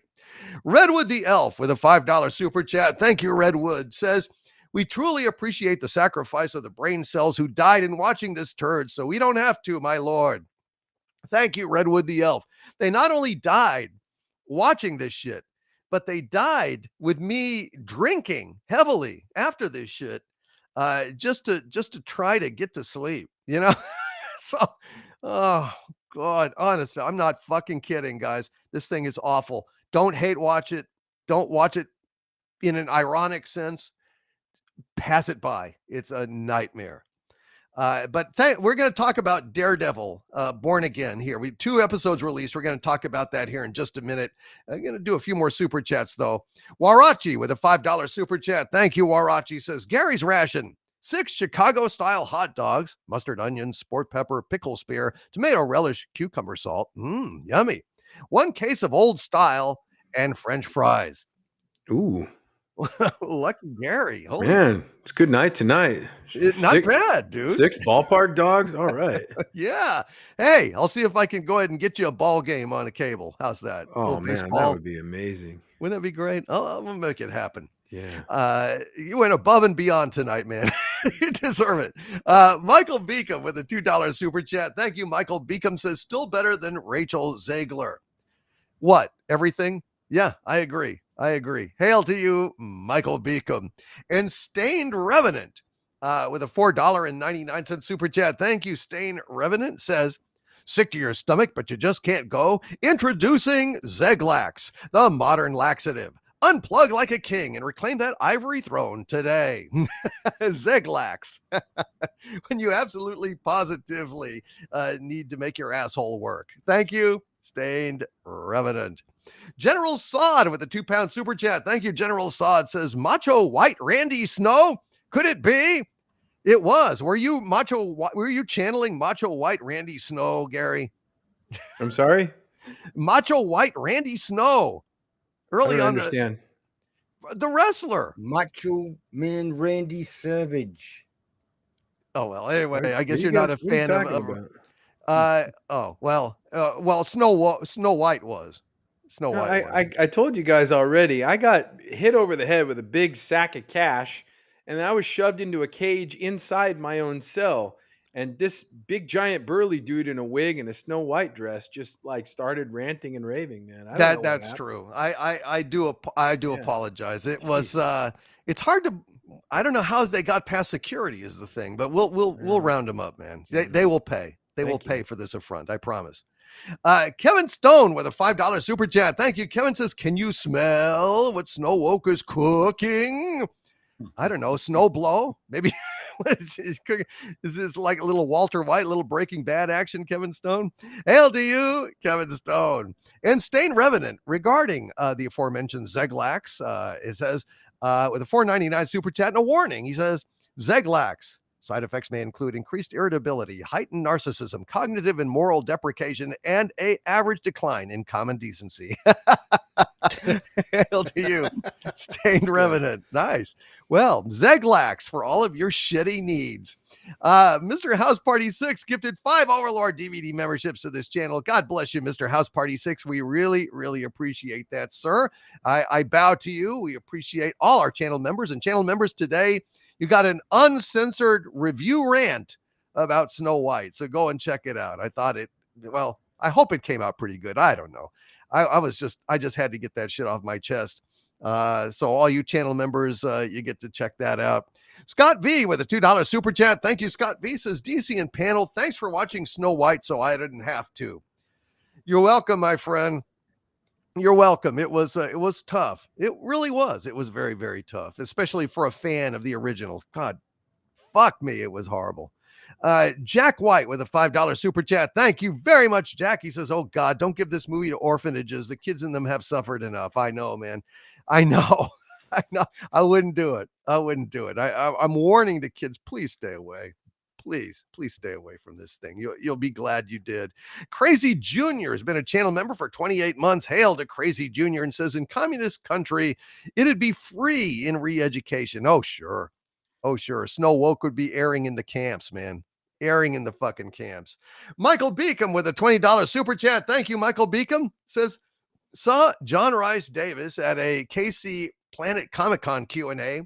When asked what he watched for inspiration for Gimli, he replied, I watched Snow White, the good one. and then ripped the movie in Disney a new a-hole to the crowd's joy. Wow. Fucking amazing. Sala. He said, I watched Snow White, the good one, and ripped the movie in Disney a new a-hole. Man, I wish somebody had taped that. Did anyone tape that? I'd love to see that. Thank you very much, Michael Beacom, for sharing that with us. Von Max, been a channel member for 63 months at the Doomentide level. Hail, Von Max. He says, hail all. Saw 2 great movies this week. Locked with Anthony Hopkins and B. Skarsgård and The Assessment with Elizabeth Olsen. Anyone seen or plan to see them? I've not seen either of those movies. Have any of it on the panel seen Locked or The Assessment? I have not. Not me. No. Wow. Okay. Nope. Well, shit. Anthony Hopkins and Skarsgård on there. Well, that might be worth seeing. The Assessment with Elizabeth Olsen. Well, at least she's not going back to the MCU. I heard that Wanda is not going to be in the next couple of movies. So, what the hell? It's not her fault. She wants to get into real movies, I guess, again. Hail to you, Von Max. Thank you for that update, my friend. And thank you for being a channel member for 63 months. And Michael Beacom with a $5 super chat. Thank you. Michael says, Disney is going to regret not going the way of Batwoman with Snow White. When Iger dies, he's going to be amazed at his hero's welcome in heck. Hail to you, Michael Beacom. I don't think it's a soul destroying offense. It's just a wallet destroying sense. It's an error of fiscal, not spiritual. Well, I don't know, a little bit of the spiritual in there, I guess. Vic Taryn with a $5 super chat. Thank you, Vic Taryn. Says, you saw Snow Woke, so we don't have to. Your sacrifice will be remembered. I hope and pray that we will live in Sovokor long honored for our amazing sacrifice today. And Israel R is a producer on this pop culture breakdown episode. Excuse me, my brain is still fried. Hail to you, producer Israel R with a $50 super chat. God bless you, my friend. He says, hail DC and panel. Have a drink on me for those who endured Snow Woke, especially for Gary for his imprisonment. If Snow Woke is supposed to be this great leader, then she would have cleaned her own crap or eaten the apple to spare us. Hashtag dang it, Bob. If only she would have done that, I would have liked the movie a whole lot better. If only somebody had rid us of this troublesome Snow Woke, we can dream, can't we? All right, folks, let's go ahead and get to the next portion of our show, which is talking about Daredevil. Daredevil dropped 2 episodes on us here. One of them was a self-contained episode, a fairly conventional, bank heist kind of a movie. And the second episode was extending the, larger storyline of the series, Daredevil Born Again. So, I was strong on this show for the first 3 episodes. I felt pretty strongly that it was a pretty damn good episode. And a pretty damn good series. But as the episodes have gone on, it's obvious that they're padding it out a lot. And I'm starting to feel like I wish that they would cut out like a third of this thing or even half of it and tighten the thing up, make it less episodes. And I think you've got something pretty good in there if you stop wasting time, if you stop dragging this thing out. Because the cast is great. the story's interesting. I love the parallels between what Kingpin is evolving into and what Daredevil is. They kind of went away from themselves, and then they're just drawn in. They are who they are. They're fighting against what they perceive as their darker natures, and both of them are succumbing back to their darker natures. And I find it an interesting. If they'd have shot this if they had this thing be a 2-hour movie, and they shot it like Taxi Driver, I think it could have been a masterpiece. But right now, it's so fucking padded that I'm having problems with it. So let's start out with Andy and our guest, Latino Slant, and then we'll go to Doug. Andy, what do you think of these 2 episodes? Have you seen these 2 episodes of Daredevil? Yes, I have. Yes, I have. I thought it was So- good, but you know what I'm saying? Yeah, I wish that we had gotten to this sooner. yeah. You see that something's coming up. The bank heist thing was interesting.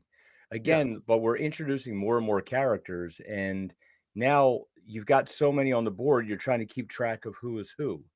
Yeah, and they haven't had a whole lot of development. Like now, we introduce another cop coming in there, and is that going to play into something later? Uh, when the action finally started, I enjoyed it, and I think it's pretty good so far. Um, but it took a long time for the action to get there, and it's been so much talking and so much fluff and so many. It looks good and everything, but it you're right, it's way too drawn out. Second episode, I thought that was interesting. That you really started to get something that resembled a superhero story, and I like that. I thought that was pretty good. Other than that, it's not measuring up to the heights that the Netflix version was, and there has to be a comparison to that because that was so good, and it's the same material, a lot of the same actors and so forth, but it's really um, a whole lot of waiting for a little bit that you get, and it's a little bit of a Yeah. tease. Now, I think we have 2 episodes left. I'm really hoping that I believe this is just my hunch. I believe that they're doing this stuff with releasing 2 episodes here to try and get to the end faster to see if they can get more viewership once people see that they can binge it and they can sit down and binge it because like I said last week, I think a lot of people have been burned by the binge model or by the episodic model where they start to put an investment of time into it and then watch it like go right down the tubes. And I think maybe a lot of people are waiting to see if word of mouth comes around and says, no, they stuck the landing and it was good. So it was enjoyable. It was just too slow and it was uh, too little for a lot of waiting. I agree. When Matt Murdock puts on the Daredevil outfit again, it made me happy, and when Kingpin is taking care of a little business there finally instead of crying or doing the couples therapy. It's like, well, finally this thing, but it's like, well, what have we been doing for the last 2 or 3 episodes, just waiting for this shit, just waiting and waiting. But it's building. I mean, it's not badly written. It's just padded too much. I think I see where they're going, and I like the writing. It's much more sophisticated, in my opinion, than any of the other MCU fare on Disney Plus. It has a lot of potential, but they've kind of been lax on that potential. Paulie, what did you think? Oh, I'm really enjoying the whole series. I've been watching the whole series. Are we talking just about the last 2 episodes? Yeah, just the last. You can just say the overall view of the thing. I mean, I love the first few episodes. It started getting a little bogged down, but overall, I've enjoyed it. I think it's the best Disney Plus series that they've got. Oh, this is Disney Plus. I didn't Yeah, it watch it is. on Disney Plus. Uh-oh. Whoops. Yeah, I mean, episode 3, was fantastic in regards to Hector Ayala and the White Tiger. I mean, Yeah. I wanted one episode where they team up and kick ass. Yeah. I was really upset that did not happen. Yeah. The niece, the niece could have easily been like completely annoying, but they got a good little actress Yeah. delivering some good stuff there. Mhm. And it takes that character to wake up Matt and for him to don the cap again, and that was really good. You could say it's padded. Oh no, what happened? What? You're here. You're there. Oh, okay. Okay. Another window went out, so I thought I was popped out. Okay, so you could say it's padded, and I enjoy dialogue. I enjoy character. I enjoy all that stuff. But even my dad said, "Yeah, I'm liking it, but I'm just waiting for Kingpin to show up." Right, or Daredevil again. I mean, when he puts on that Yeah, outfit, he yeah, kicks ass. man. Although Charlie Cox is a great actor, Yeah, Vincent D'Onofrio is a great. They're all great actors.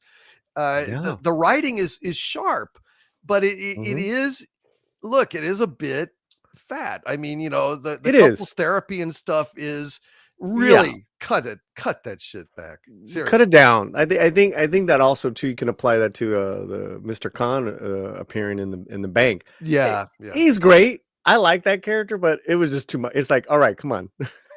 yeah, And but I thought that was enjoyable too. The bank heist. yeah. I'm having a good time with it, man. Hmm. I didn't know Muse was a fighter though. I thought he was just a graffiti guy, serial killer. So he was pulling Right. off some heavy martial arts counter moves there that I was surprised. I was like, oh, he's just gonna like lay him out real quick. Yeah, that was a problem. And I mean, I can. I guess I imagine that, maybe Mhm. Charlie Cox is a little out of practice after a year, because I mean, otherwise he shouldn't be having to fight badly, like the bank guy. No, When he but you fights got the to. But bank he guy, was what the training. fuck? But he did keep up his training. That they showed a montage of him on the rooftop working out. Well, I know, but I'm trying to make an Well, excuse for why even the Irish bank robber can put up a good fight with him, which was kind of silly. yeah, I mean that I kind of like. I question. It's like, hey, Daredevil, he doesn't suffer any fools, and that No. was another thing. Was like, why was Muse even allowed to even get away? Sorry, spoiler. Yeah, well, let's be careful. Let's be careful on this. A little on Sorry the about that. spoiler I'm stuff. No, it's sorry. okay. Sorry, Uh, man. But I- listen, that's like I'm kind of for me, it's like there's some nitpicks, but I'm just digging this. Let me also give props to maybe if it's a showrunner or someone help me out here. Maybe Gary can help me out. There's a continual when they show the city, when they do cuts, when they do cutaways mhm. of people walking in New York City. And this is Mhm. in every episode. You never see their faces. It's just their backs. Oh, wow. And I keep seeing this. So it says to me, there is someone more evil watching everything right now. Huh, interesting. I Mm. had not. I had slipped my mind. Did you guys pick up on that? I never did. No, but that's Wow. a good point. Because if you look, and it's not just it's every time that they show the city in cutaways, and even the cutaways with the Irish with the St. Patty's celebration.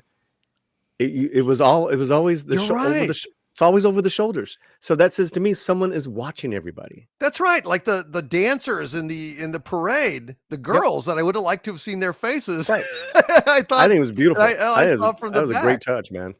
That's really weird. Yeah. Good point, Paulie. Doug, what do you think of these two episodes? Because I thought they were good, but again, I wish we'd have gotten to them a lot quicker. Well, yeah. But first, they were all right.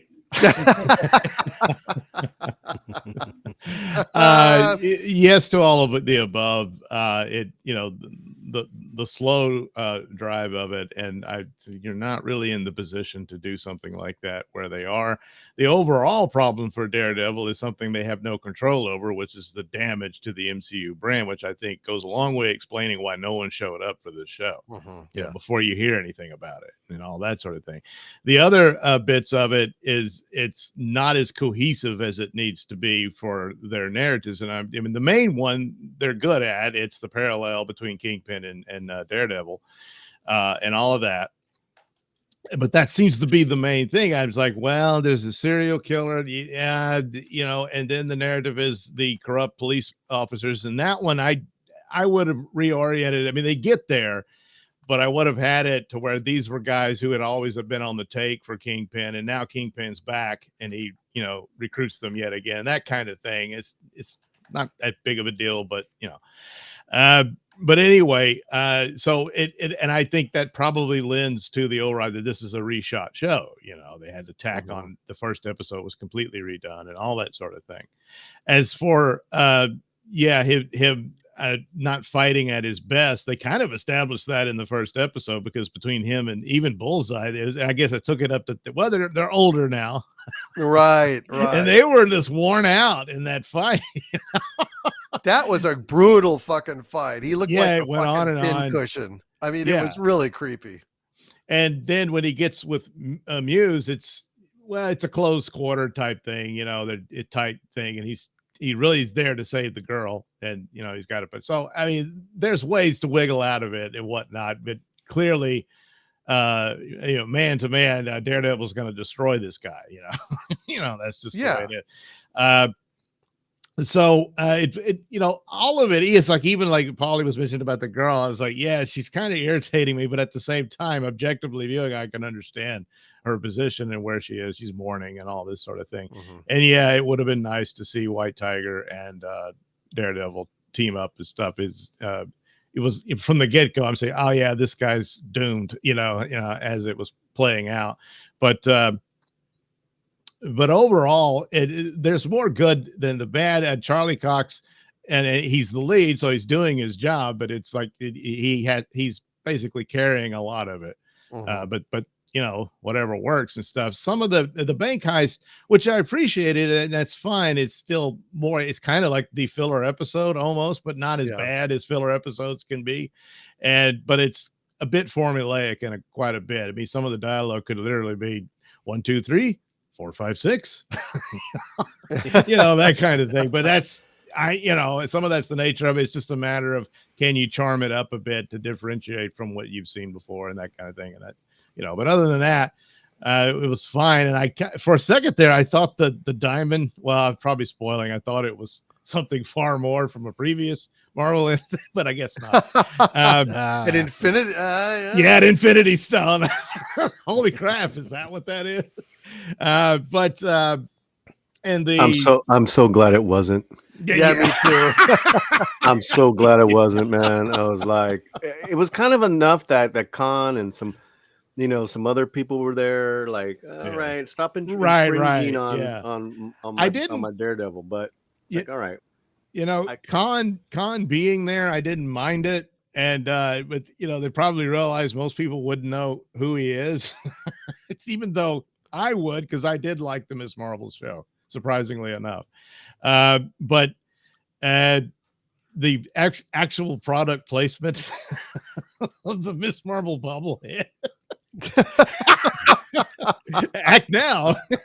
There's plenty to be had. So but other than that, it was fine, and it's one of those nods that they're in the same world. They had a name drop of Spider-Man in one of the episodes and that kind of thing. So it didn't really bother me.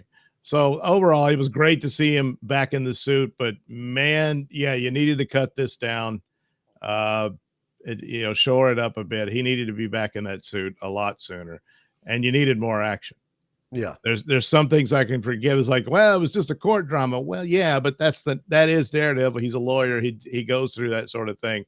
But you needed to sprinkle some more action in that to write it out and all that. So it's the padding is a bit overstuffed here, and it does hurt it somewhat, but the overall thing remains the MCU brand's in trouble.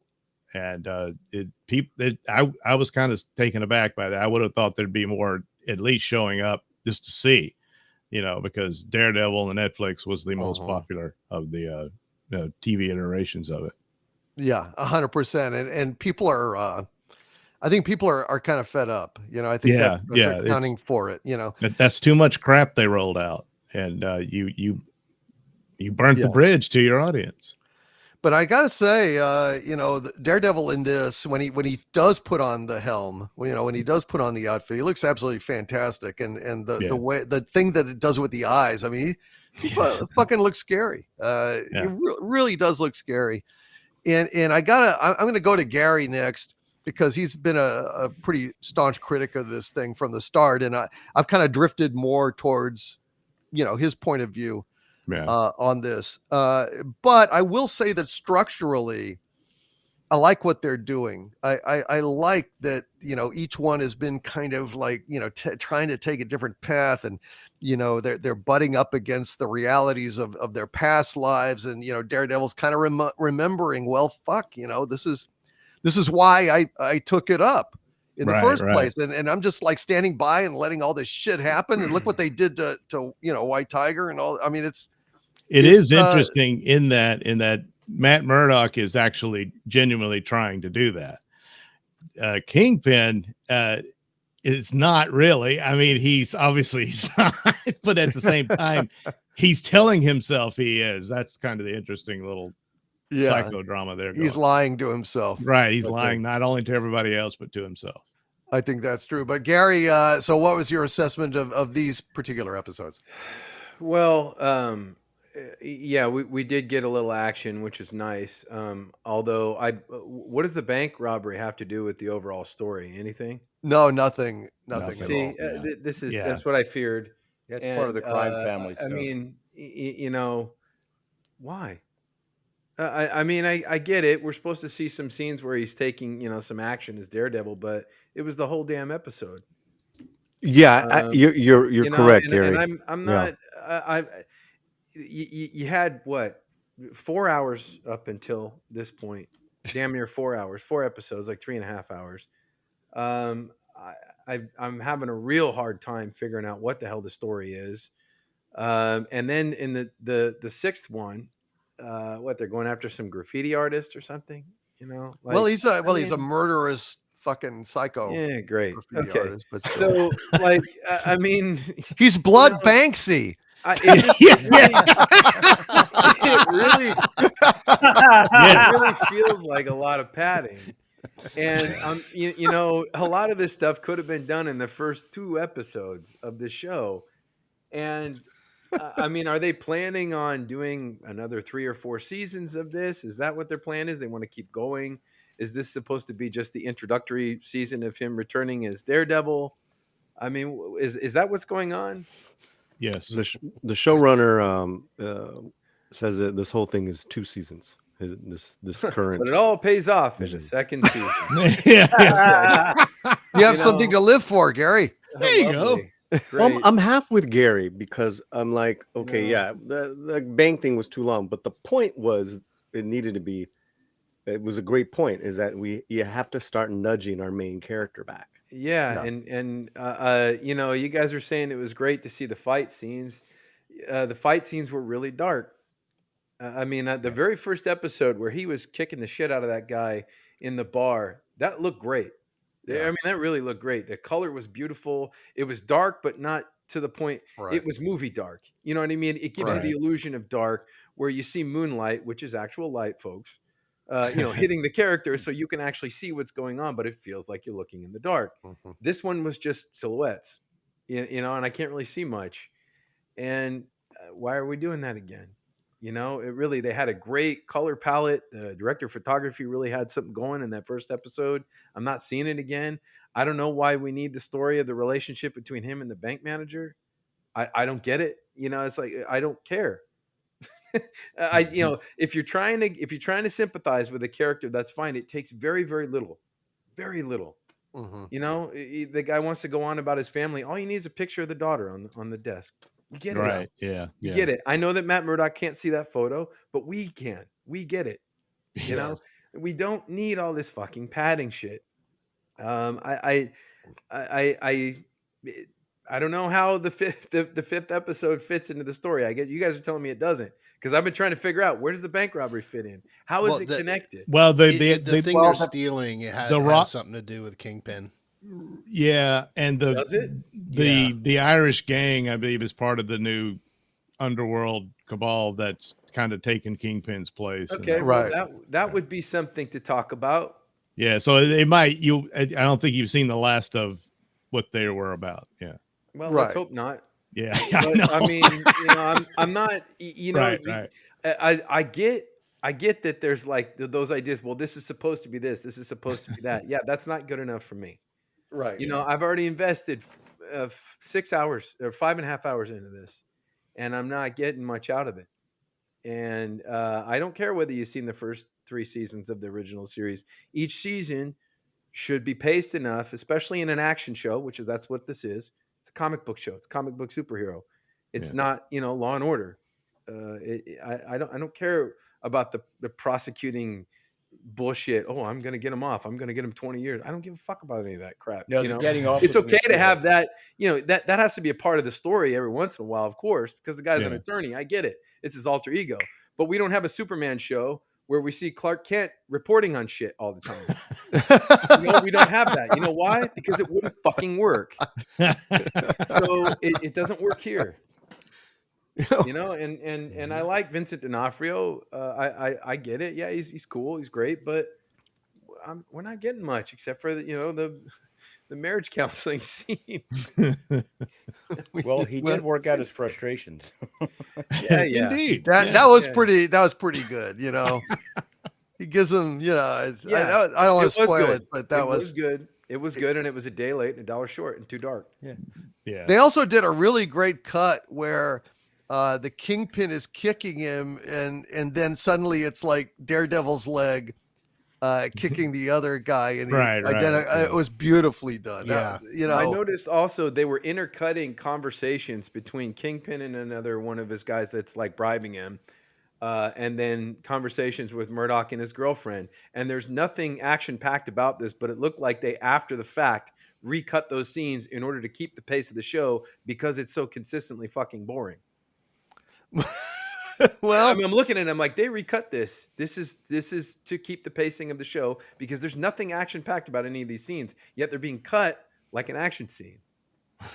It's a patch. Ironically, that's fix. what's happening in comic books these days, where there's a lot of sitting around and talking and less Yeah. beating up with bad guys.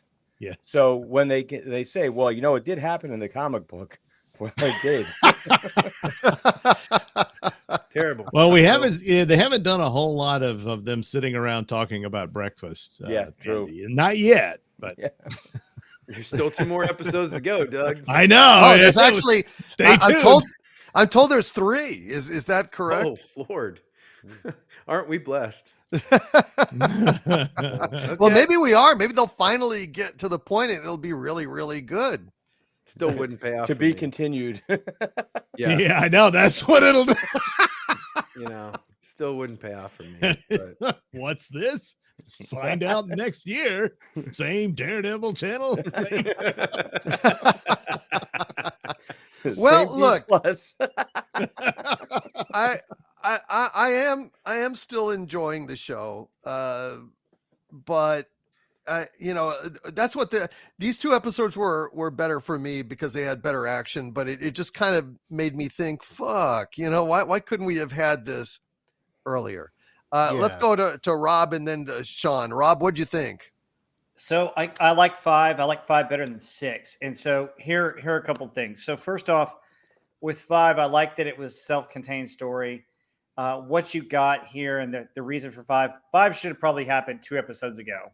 I mean, honestly, you guys are absolutely right. They should have cut the fat, especially in 2, 3, and 4, and condensed it. And 5 should have been sooner. But what 5 does is that he goes out of the bank and then he goes back to the bank, and it's because he makes this decision, hey, I'm going to get involved instead of letting just the cops take care of it, as he had been doing the last couple of episodes and towards the beginning when he gave up the mantle of Daredevil. So that's significant. That's part of it. That's the character development with it. And then you're setting up this idea of a boss. Now, I don't know if it's Kingpin. It might be Kingpin, but, to Latino Slant's point, it could be the guy that's watching that he pointed out. Could be the big boss. That's some other villain that we don't even know about yet. But that's what was interesting, is that he went back into it and he helped those people and he was the hero. And it was self-contained in the way that he acted like a hero and became a hero again. And that, I think, was good. It kind of moved his character along. That's what it was. It was character redevelopment, bringing him back as back to his hero roots and doing that. Now, some of the dialogue was cringe. Some of the way they did that was cringe. The police lady, I don't know if any police officer would actually handle a hostage situation with as much sarcasm and pomp as she did. That was But ridiculous. That was kind of dumb. That was That was ridiculous. dumb. I mean, the joke was stupid too, but and that was dumb.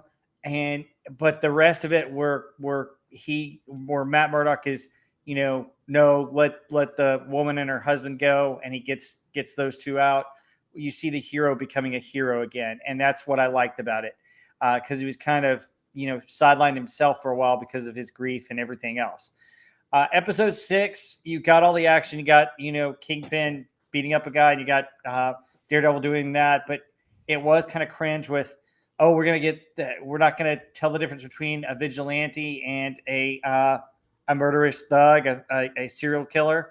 Come on, there's a difference between the two, and I don't like the blurred lines of that. I also, still don't like the whole aspect of, okay, all the cops are now bad guys against Daredevil. I don't set that up. Let there be good cops and let there be bad cops. I mean, yes, they're probably bad cops. Andy probably said, let them be the ones that were on the take from Kingpin back when he was a crime lord. Let it be that instead of just, we're going to get all the cops against all these vigilantes. I don't like that. It just leaves a sour taste in my mouth, because now you're getting like social political type stuff. And I don't want that. I just want good story and fun story and something interesting. So, but these 2 episodes were better. Like you guys saying, I thought they had action. I thought they were good. I thought they were decent stories. You're moving the story along, but they should have come 2 or 3 episodes ago. Yeah, I agree. Nicely said. Sean, what'd you think? Yeah, I mean, they're okay. Like everyone's been saying, that they should have seen this before. The bank heist one was okay. Good action scene. I liked 6 better because, and you had brought it up, DC. There's that one scene where we see both characters going back to their roots at the same time, and the way that they cut those things together, it was like a dance. That I really enjoyed that. That was creative editing. It was creative. You see it happen, and I felt that. All the rest, yeah. And one thing I've realized, that Gary and I hadn't seen. I don't think, Gary, you hadn't seen the Netflix series, right? That's correct. Yeah, I hadn't either. And what I'm getting from this, I'm feeling a lot what Gary is feeling. There's a lot of required reading for you to really understand everything that's going on here, and this has been a bane for Marvel. No pun intended with the name, but this has been an issue for Marvel. That there's so much required reading that they insert in there needlessly, and it's driving people away, because you have to know all this stuff to follow it. They could have really condensed it a lot more neatly and compactly. And that being said, at least these 2 were. Maybe we're hoping we'll get a good last 2 episodes, like Andy was saying. And to Doug's point about the bank one being kind of formulaic, there's even a line in that where he looks at the robber's looking at everybody's, okay, guys, you've all seen the movies, you know what to do. Yeah, exactly. So I was like, I kind of rolled my eyes at that. I'm like, okay, that's lazy. Yeah. Yeah, but yeah, It was, but it was at least an acknowledgement that they're kind of a little sucky. right. But listen, maybe I'm crazy, but at this point, I feel like, boy, I sure would like to take all of these episodes and edit them into a 2.5-hour Yes. movie. I Yeah. think you could make a tight, cool fucking movie out of that. That I would work. really do. Yeah. You cut all that fat. I think it would be transformed. You know, yeah. I really think it would be transformed. It might need some new footage though, but honestly, Yeah. it's just the fat that is killing it. Weighing it down. One more honorable mention. They did have a cameo from the swordsman character who was in Hawkeye. I forgot that part. Oh, right, And they yeah. actually showed a swordsman in action and what some of the like podcast footage. So yeah. Yeah, And it wasn't the invisible swordsman. Yeah. it wasn't Zorro the gay blade either, so we're very lucky on that. Or the straight blade. 2468. Who do we appreciate? Ziegler. Did you guys talk about the actor that passed away? No. I made mention of it on when we first started talking about it because they had put the dedication. I didn't realize that, and I was like, "Oh, good Lord, he passed away." So DC, Hector Ayala, who I thought was just wonderfully done. I mean, who was the White Tiger? That actor passed away 2 Christmases ago. Oh, man. So it shows you how old some of this footage is. Right. That episode is well over 2 years old. So rest in peace, Camar de los Reyes. And, he did an amazing. His presence. That scene with him and Charlie in the prison cell was just 100%. Yeah, 100%. Man, he had a great integrity and he was a great character. And I wish we'd just seen a lot more of him. we had a weight to him, right?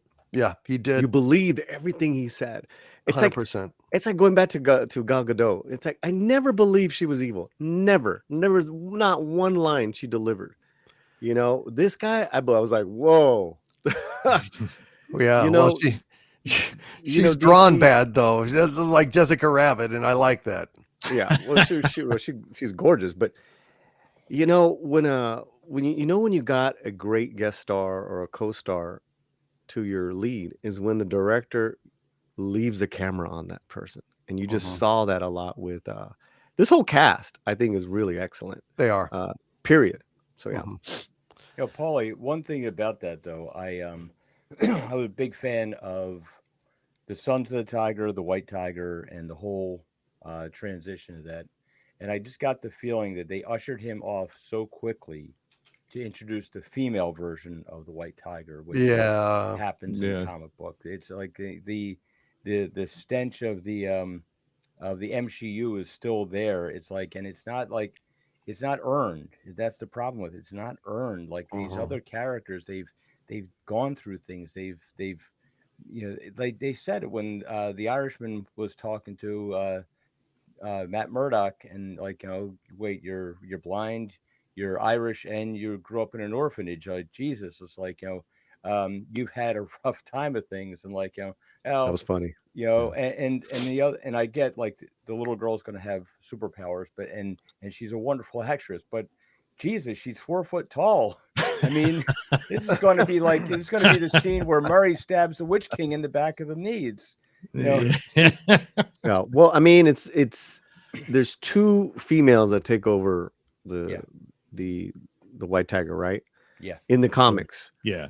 And they one of them eventually, they believe they even break the amulet, and you know, like one. Well, the amulet was originally 3. There were 2 paws and the head, and the original Sons of the Tiger were like the 3 martial artists. Right. There's a white guy, a Chinese guy, and a black guy. Right. They each had one of the amulets. Yes.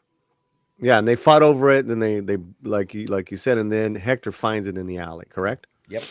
Yeah. I'm with you, man. I'm like, it was just too short of a time, because, you know, here you actually pull from a character from the 70s DC. They actually had one, even before, when they were race swapping, or ethnic swap, whatever you want to call it in a name war. It's like, well, you have White Tiger, now you have him here. It's like, wait a minute. We like exactly.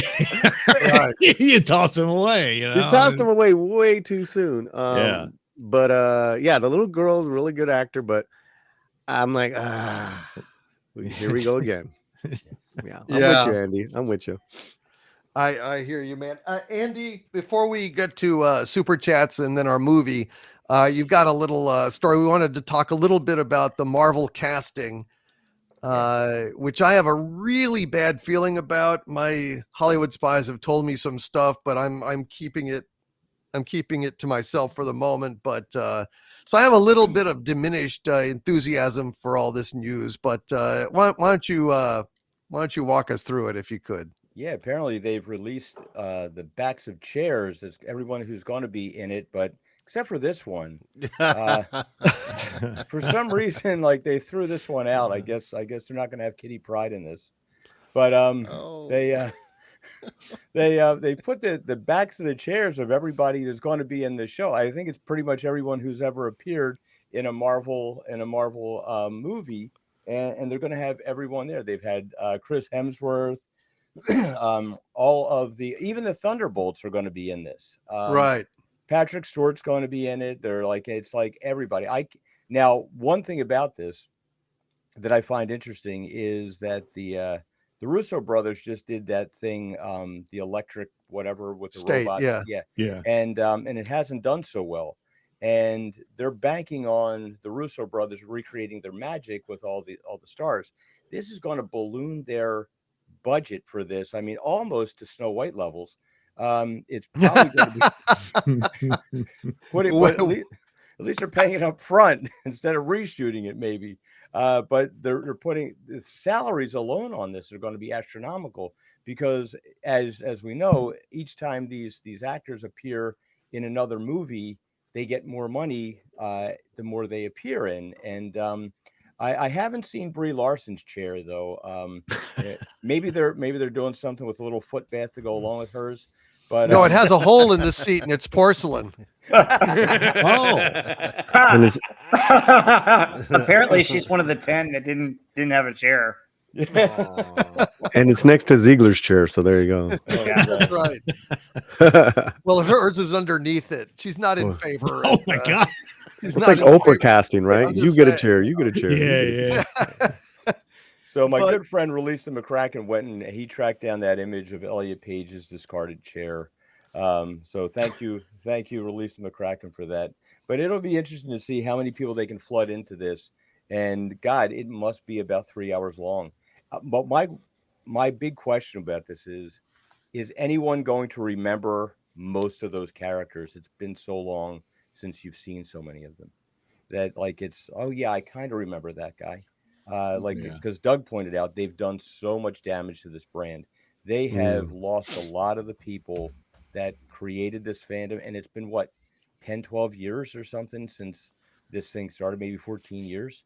And so if you think about that, you took your kid to see this when he was 5 years old to see a Marvel movie, and now they're driving. Now they're out there, they're driving, and they're like, if you want to see Marvel, nah, it's kind of sucked lately. And they're going to go see something else. So it'll be interesting to see if they can salvage it. But Yeah, I wonder if Fantastic Four is going to tell us everything we need to know about where the state of Marvel really is, too. Well, now that you mention it, I mean, they are casting Clint Howard in this, and I'm thinking Galactus. So, well, Nice. we got to say goodbye to Nick. Nick's got to go do an office emergency. But thanks for being here, Nick of Echo Base Network. We appreciate you, brother. Yep. Thanks for the invite. Glad I was able to talk on a little bit of Snow White. Hate I can't be here for the rest of the show, but I've literally been nonstop since I said I had to jump off a second ago, and now I'm gonna have to get my boss and some other people on the phone. But you guys have a good rest of your show, and we will see you guys next Wednesday. All right, Nick. God bless you, Nick. brother. We'll see you Bye, Nick. later. Bye, guys. Later, Nick. I got to take off too. I might as well go at this Oh point. no, Doug. I didn't What's see the going on? movie, so You've never seen Porco Oh. Rosso? no, I didn't. So I got to catch up on that. Oh, wow. Wow, embarrassed. dude! Honest to God, from my heart, it's one of my favorite movies of all time. It's a charming, magical film that, honestly, I've never seen anything quite like it. I really advise you to watch it, dude, because All right. I I will think you'll like indeed. it. Few things on the Marvel casting. This business of Doomsday, it's another one that they put themselves in this position. And unforeseen problems with the Jonathan Majors scandal because it was not the original plan. So now they got to quickly shuffle the deck chairs. Yeah. Hurry up and I mean, the paycheck for Robert Downey Jr. alone before you bring in all these other guys is, I mean, they really are banking everything on it. And with the damage done to the brand, it's probably too late. And just odds are of it being so great and wonderful, it's just going to be, hey, let's do what the Spider-Man movie did. And it's like, yeah, I don't think that trick works as much anymore. So, hey, Rocky, why don't you pull a rabbit out of my hat? yeah. But that trick never works. Again. Don't know my own street. Nothing up my ass. Presto. We can fix that.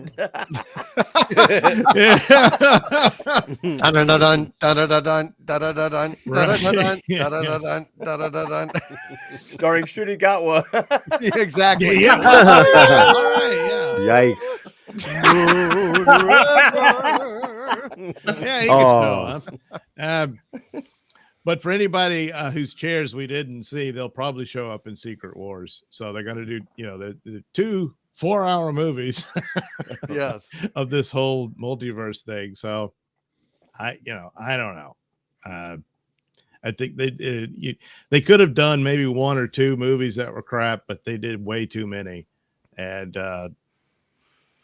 this is the consequences. So anyway, had a lot of fun again talking to all you guys about all this stuff, and so glad I didn't bother with Snow White. You will. Lucky son of a bitch. The mirror eats Gal Gadot at the end. Yes. Basically, yes. That is Okay. Well, you see, that's symbolic, That because lucky she's mirror. consumed about superficial beauty, and it dooms her. See, they're brilliant. Yeah. Well, what can I say? You dodged a bullet, you lucky prick. All right. Yeah. Well, sometimes I get lucky. So anyway, yeah, great to be here. I'll do it again next week. My name is Douglas Nelson. I go by Mr. Nelson on X. You can follow me there. You can check out my podcast, The Mr. Nelson Show, from RadioMisfits.com or wherever you get your podcasts. And of course, the Nelson Ratings, my channel where I did my review of Daredevil. You can check that out. And for all your Nelson needs, you can check out the NelsonRatings.locals.com. For all your Nelson needs. And look at what Robert's got there. Oh my goodness. Look at that smiling face. How did he achieve that happiness? Well, he went to indieplanet.com and looked up Night Knight and got his copies of the Night Knight comic book. Oh boy. And oh my goodness, look at that. Boy, that's going to cure all that Snow White damage. And so all you got to do is head over to indieplanet.com and look up Night Knight and get yourself a copy of Night Knight based on the audio plays that I do on my podcast of the same name. Imagine that. Yes, imagine. You don't have to. You can head over to any of those entities and enjoy. Absolutely. Thank you, Doug. Really appreciate you being here tonight, my friend. And go watch Porco Rosso in your copious spare time. Okay. Thank you. Have a good night. Bye, Take Doug. care, Doug. Later, man. Was there anything else you wanted to say, Andy, about this casting? Because No, that's one funny thing that really cracked me the fuck up. It was a quote from Cosmic Book News. It was talking about Feige. Feige apparently is rumored to be very concerned about the Russo brothers' recent failures regarding The Gray Man, which was a good movie, and the Electric State, which I haven't seen. And so we are all rest assured, Feige said he was going to keep a close eye on them because God knows Feige is done such a great fucking job in the last 5 or 10. I mean, Jesus, it was really one of the funniest fucking things he could have possibly said. I'll make sure that it's okay. Well, why didn't you make sure all your other shit that you've done has been okay in the last 5 fucking years, dude? That's hilarious. Quality control. Yeah, well, that's Jesus what happens Christ. when you fire everybody else that was watching the quality control. Oh, and you're going to take charge of everything. Like, yeah, it didn't work too well there, Kev. God. Anything else to say, Andy? No, I think that's about it. I am interested to see how it all pans out. It's very sad to me, as you know. Marvel's been the thing that I loved first, and it's been, maybe it wouldn't have been as pain. It's just as bad as watching Star Wars, because it was at such heights, and they took it to such lows. And it was funny. I got a new student the other day, a 15-year-old kid, and I was trying to make an analogy to him. I asked him what his favorite movie was, and he says Star Wars. I said, which one? He said Revenge of the Sith. And I said, well, all right, what's your least favorite movie? He said Last Jedi. So there's hope. There's Smart hope kid. for the younger generation. Thank God. Thank God. All right. Well, let's get to some more of these super chats, and then let's get to our movie of the week.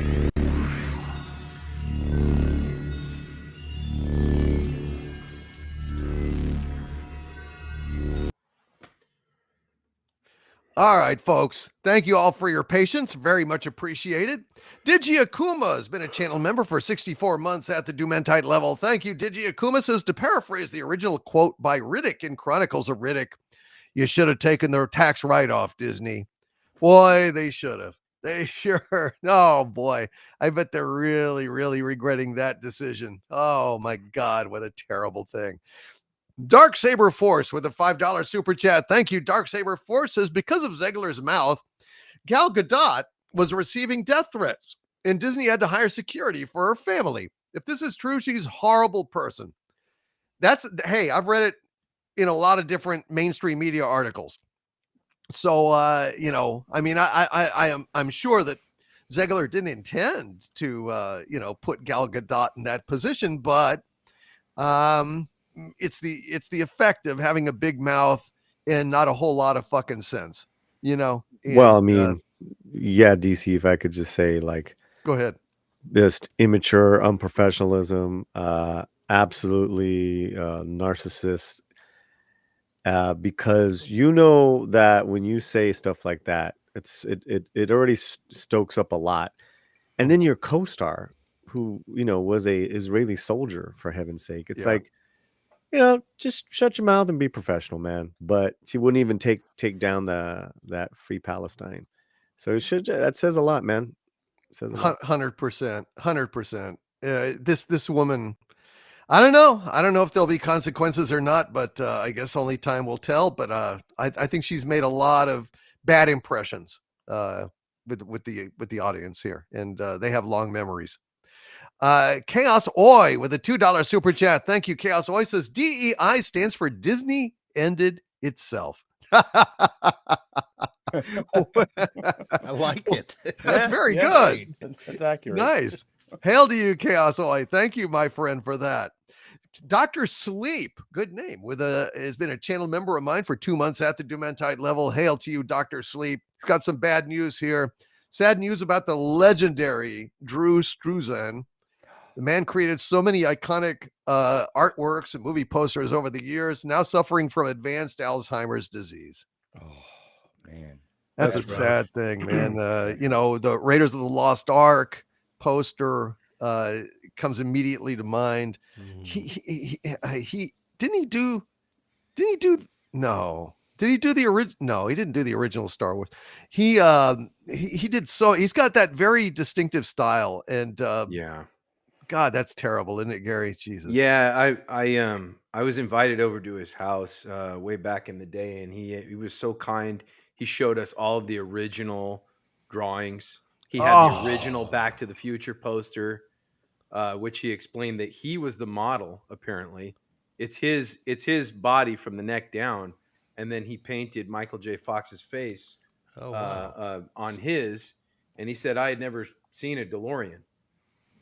Wow. Which was really interesting. So, and I guess they added Mary Steenburgen to the Back to the Future 3 poster, because he showed us, like, there was a cutout of her and he added it onto the original to make the poster. Wow. Really, really sweetheart, really kind guy. God bless him, man. That's terrible. Really a wonderful, wonderful artist. I'm sorry to hear that he's struggling. Yeah, that is sad. I mean, time is cruel to all of us. That it is. But it's It's damn sad. Oh, look, there's Robert with a couple of yeah. Yeah, that's Amsel. That's Amsel there, but still Struzan. But yeah, that Back to the Future poster. That's Struzan in the Canadian tuxedo there with the vest. nice. Yeah. Hey, Robert, make sure you don't show off your Ron Jeremy poster. Yeah. yeah, stuck to the frame, but we'll not talk about that. Look at that grin. I'm just I'm so did you even try to like buy even a small piece of artwork from him or anything? Did There's you? no way I could have afforded that. He No. told me that he sold the he sold the original Back to the Future print for $250,000 to a buyer in Japan. Wow. You know, so there's no way I could touch any of that. like a sketch. No, man. But I mean, I No. got to see his studio where he painted That is and so drew fucking everything. That was cool, really though. cool. It's right in his Really house. Yeah. Charit. Man. Yeah, man. Struzan, can you doodle on this napkin for me? Serious? Exactly. Yeah, like, can you like draw a picture of me right now on this thing? Draw a Yeah. penis. Like that skit with Saturday Night Live, remember? I've just paid for my cup of coffee. I'm Picasso. Here. a little scribble on a pen and anyway. He's a great artist and it's a damn shame. Thank you very much for that, Dr. Sleep. Vic Taryn with a $5 super chat. Thank you, Vic Taryn. He's got the sunny silver lining at the edge of this snow white cloud. He says, Doomcock, there was one good thing about the movie. It ended. 100%, dude. Thank you for reminding us that there are good things in life. God bless you, Vic Taryn. We really needed that tonight. Admiral Teague has been a channel member of mine for 38 months at the Dumentite level. Hail to you, Admiral Teague. He says, hail DC panel mods and chat. Meet me, Sean, and JT at the Final Frontier Saturday at 9:30 p.m. for the next exciting episode of Star Trek Enterprise. Absolutely. Hail to you, Admiral Teague, a true Star Trek fan, right alongside with you, buddy. Right alongside with you. Digi Akuma with a $5 super chat. Thank you, Digi Akuma. Says Jay Sherman in The Critic was ahead of his time when he did his monologue on the sorry state of films today. If the movie stinks, just don't go. I know. These days, that's like some kind of revolutionary statement or something. It used to be common fucking sense. What has gone wrong with this world? It is not a world of men machine. Matthew Eagle with a $5 super chat. Thank you, Matthew Eagle. Says everyone should watch Betty Boop as Snow White tonight, featuring Cab Calloway singing the Infirmary Blues better than most have ever done. Oh yeah, those Fleischer Brothers, Betty Boop cartoons. God, that classic one where he sings Minnie the Moocher. Yeah, man. Yeah. God, isn't that something? Wearing that zoot suit. That guy was Yeah. that was the OG, man. And all the scary like spooks and stuff, it was just it was such a graveyard, stuff. It was so cool. But think about that, DC. It's like Hollywood doesn't even know how to do that type of entertainment anymore, man. They're too afraid of those images. It's like, oh, you're gonna offend someone. Yeah, it's ridiculous. It was spooky too because it was rotoscoped, and so he glided and was so smooth in that animation. It's a very spooky, cool. It's one of the classic cartoons of all time. It really, the Fleischer Brothers were amazing. Their Superman stuff, their Popeye stuff, state of the art even today. Great stuff. Tornadoes with a $2 super sticker of a pair saying cool. Thank you very, very much, Tornadoes. Hail to you. And Tornadoes then, because it wasn't cool enough having one, Tornadoes with another $2 super chat gave another $2 super pair there saying cool. So we're two pairs cool tonight, folks. Thank you, Tornadoes. Hail to you, my friend. Really appreciate you. And Trevin Lane with a $5 super chat. Hail to the great Trevin Lane. He says, I hear that the first place AI art is being used is in storyboarding movies, shows, and even games. These animation strikes have really backfired. Yeah. The shit has hit the fan. Technology is supplanting the very people that used to do these jobs. Yeah. Automation, man. AI is getting too damn spooky. It's really, really high quality stuff coming out of these things, rendered very quickly, just off a line of description. I can't believe it. It's a age of wonders and terrors simultaneously. Michael Beacom with a $2 super chat. Thank you. Michael Beacom says hashtag go team Apple. Yeah, the Apple let us down though. It got her, but then she got back up again. She's like that Chumpo Wumbo, whatever that Tub Thumper song is. Hail to you, Michael Beacom. It's a shame. We were all hoping for the Apple to win this time around. Trevin Lane with a $2 super chat. Hail to you, Trevin Lane. He says, Ever After, a TV series had a better Snow White. Yeah, what was that? Happily Ever After. I don't think I saw that. I saw Once Upon a Time. Yeah, Once Upon a Time was decent the first couple seasons, and then just got repetitive. Right. Huh. Interesting. Well, thank you, Trevin Lane. I've never seen Happily Ever After or Ever After. So, yeah, weird. Good cast. Okay, fair enough. Yeah. Vic Taryn with a $5 super chat. Thank you, Vic Taryn says wisdom from modern Disney that and INT are in their dump stats. Modern Disney that and int are in their their dump stats. I'm a little confused, Vic Taryn. Can you maybe elucidate more in the chat? I'll watch for your. I'm a little bit. Does anyone understand that super chat? No. That and I'd have to see it. Are their dump stats? I don't understand it. INT in caps. Well, let us know, Vic Taryn, in the chat, and thank you for the super chat, my friend. We really appreciate the support. Trevin Lane. Oh, INT equals intelligence. Wisdom from modern Disney. That and intelligence are their dump stats. Okay, that makes a little more sense. Yeah, D&D. Yeah. I gotcha. Thank you, Vic Taryn. Appreciate that. Then thank you, Piku, for. I guess we don't have enough INT as we're reading these super chats, but I did drink a lot today to get through my Snow White uncensored. I did. I haven't had any food since lunch but a lot of drinks, so forgive me for not having the int stat as where it should have been for this show. Trevin Lane with a $5 super chat. With a $5 super chat. God damn it, this sucks. Trevin Lane says today is the last day for the day the earth blew up in theaters. It was put out to die 2 weeks ago. I've seen it twice. It was awesome. Fuck me. Damn. I never saw an ad for it. Nope. I never saw one fucking ad for it. They had no marketing campaign for it. We reviewed it on our website. Absolutely loved it. The 2D OG drawn animation. God dang it. Yep. And I'm a big Looney Tunes fan. I would have definitely gone to see that. And then Snow White came and whatever.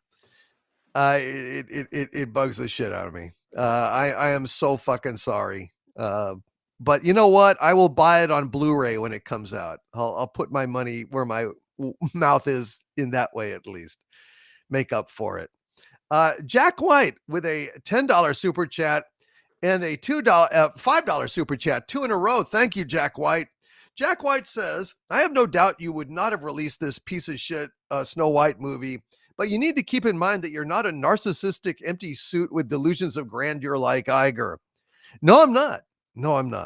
I don't wear a suit. I never wear a suit. I don't have to do that. I'm more of an artist than a business person. So that kind of artistic integrity means a lot to me. Jack White then also says, which anime series are you following at the moment, my lord? And the anime Eden Zero is getting a video game release on 7/15. Cool. Well, let's see. I'm looking at Black Lagoon. I'm looking at the irresponsible Captain Tylor. Looking at Overlord. Let's see. What else am I looking at?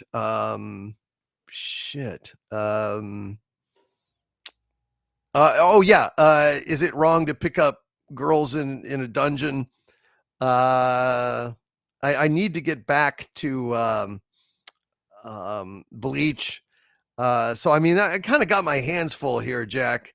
That's kind of what I'm up to at the moment. Let's see. Phoenix DS. Hail to Phoenix DS with a $10 Canadian super chat. Many, many thanks to you, Phoenix DS. You are a executive producer here on this Pop Culture Breakdown, and I want to thank you very, very much for all of your support today. Very generous, Phoenix DS. Phoenix DS says, ever since The Last Jedi, I have vowed to never watch another theater release of any Disney movies. I also don't have Disney Plus, so I am safe from the Disney brainwashing. Hail the new world leader. Hail to you, Phoenix DS. Sir, you have taken your first step into a saner world, a Disney-free world. Thank you, Phoenix DS. You are absolutely awesome. Really appreciate you. And as if he wasn't awesome enough here, Phoenix DS gifted 10 Overlord DVD memberships to this channel. 15 new members today total, my friends. Great timing. Go and check out my exclusive channel member videos. Wrenches, would you please put a link to the playlist for all of the exclusive channel member videos so that our new members and old members alike can go and find the new stuff. You'll want to see my Snow White review today. It was impassioned. Let's just put it that way. And hail to Phoenix DS with a $5 Canadian super chat. Thank you, Phoenix. Says Dolph Lundgren is the best Punisher. Change my mind. And he laughs, but yeah, I don't know. Hey, anybody on the panel want to say who they think the best Punisher has been? Thomas Jane was one, right? Wow. Yeah. Dolph Lundgren. Dolph Lundgren. Ray Stevenson, who played Right. Bale and Skull. Right. Punisher Warzone, which is amazing. Yes. Yeah. And of course, you know, John Barenthal. Who do you think, Andy? I can't pick. It's tough. I mean, I think Barenthal does a great job, and I think that they've had a chance to really flesh out the character with him. And his love of the character is really sincere. Thomas Jane, the things that when he took the things he did to get that character done, he went and trained with Navy SEALs and things like that to make things authentic, and he really pushed to get that made the way it was. He was fabulous with it, and I think everybody that's done this has really, really touched on a great point of it. And Dolph Lundgren, I mean, you know, back then it was a different kind of movie making and so forth, but man, he really had that intensity that, like, you could see him wanting to kill somebody. But all of these actors that have done it, I will say, thank God, and I'm little spoiler territory here. I am going to be really, really pissed off if at the end of this series that Frank Castle sees these bad cops using his symbol and decides to change his logo to fit the comic book narrative. That's it. I'm done with Disney and Marvel. That would be too much for me. Yes, if he adopts the Pussy Riot logo in place of his skull and turns it pink, I'm gonna have a little bit of a problem here. Yeah. I'm with you, Andy. I'm with you. And following up on this, Phoenix DS with two $50 Canadian super chats, a $10 Canadian super chat, and a $5 Canadian super chat all in a row. So I'm going to read this all together. Hail to you, Phoenix DS, executive producer on tonight's Pop Culture Breakdown. He says here, would love to see a multiverse Punisher movie where Dolph Lundgren comes back as the OG Frank Castle, like Val returned as the Batman in an epic film, as well as the passing of the torch would be a great send-off. My opinion for a movie. He says, Bullseye is like an evil foil of Hawkeye, both an expert in marksmanship, just one is twisted and sadistic with gallows humor. 100%. I would like to see that Dolph Lundgren movie. I think that'd be fucking cool, wouldn't it? A multiverse Punisher movie, that would kick ass. Yeah. I like it. I like it. And he says, overloading the plot leaves a scene convoluted and difficult to follow if all one is doing is just shutting down logic just to be entertained, and leave the hustle of the real world behind. Make movies entertaining again. Fuck yes. Fuck yes, Phoenix DS. We, sir, are on the same page. And finally, Phoenix DS says with a $5 Canadian super chat, The Negotiator, a good movie for how to handle a hostage negotiation and a bit of a thrill ride. Lots of bad cops there. I've never seen The Negotiator. Any of you Oh guys Oh, seen yeah. that? very good. Yeah. Oh yeah. Kevin Spacey, Samuel Jackson. No shit. Yeah. Oh yeah. I believe it's F. Gary, the director who did Straight Outta Compton. I mean, really. And it was kind of earlier in his directing career in the like what mid to late '90s, guys. Yeah, good film, man. Good film. Interesting. Strong language warning because it does star Samuel L. Jackson. Yeah. Yeah. Did you see that graphic of Samuel Jackson as Snow White? Oh yeah. Yeah. That was the scariest thing I saw until the beginning of this show. Well, I just want to say, hail to you, Phoenix DS. Thank you very much for your support, my friend. And I hope you stuck around to hear those. And I hope you'll stick around for our movie, which we're going to get to right now.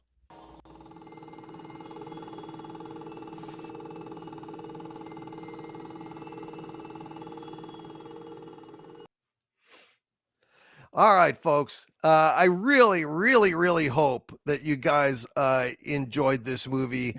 This is, honest to God, is one of my absolute fucking favorites. It is a movie called Porco Rosso, or Crimson Pig, as it's sometimes called in Japan. I think it's a beautiful movie. I think it's a charming movie. It's a movie that I used to watch in pieces on public access television, and it would come on, and I'd catch it at odd hours, of the night and stuff, and what the fuck is this? What is this? This is great. Every time it would suck me in, and finally, when I actually took a trip to Tokyo on a business situation, the hosts. I asked them about it. They said, Crimson Pig. And they took me, and I was able to go ahead and buy a laser disc of it back in the day. So what can I say about this movie? I think it's absolutely charming. It's adventurous. It's got a little bit of everything. And I love the soundtrack passionately. And I really hope you guys enjoyed this. Gary, I know you had never seen this movie before. What'd you think of it?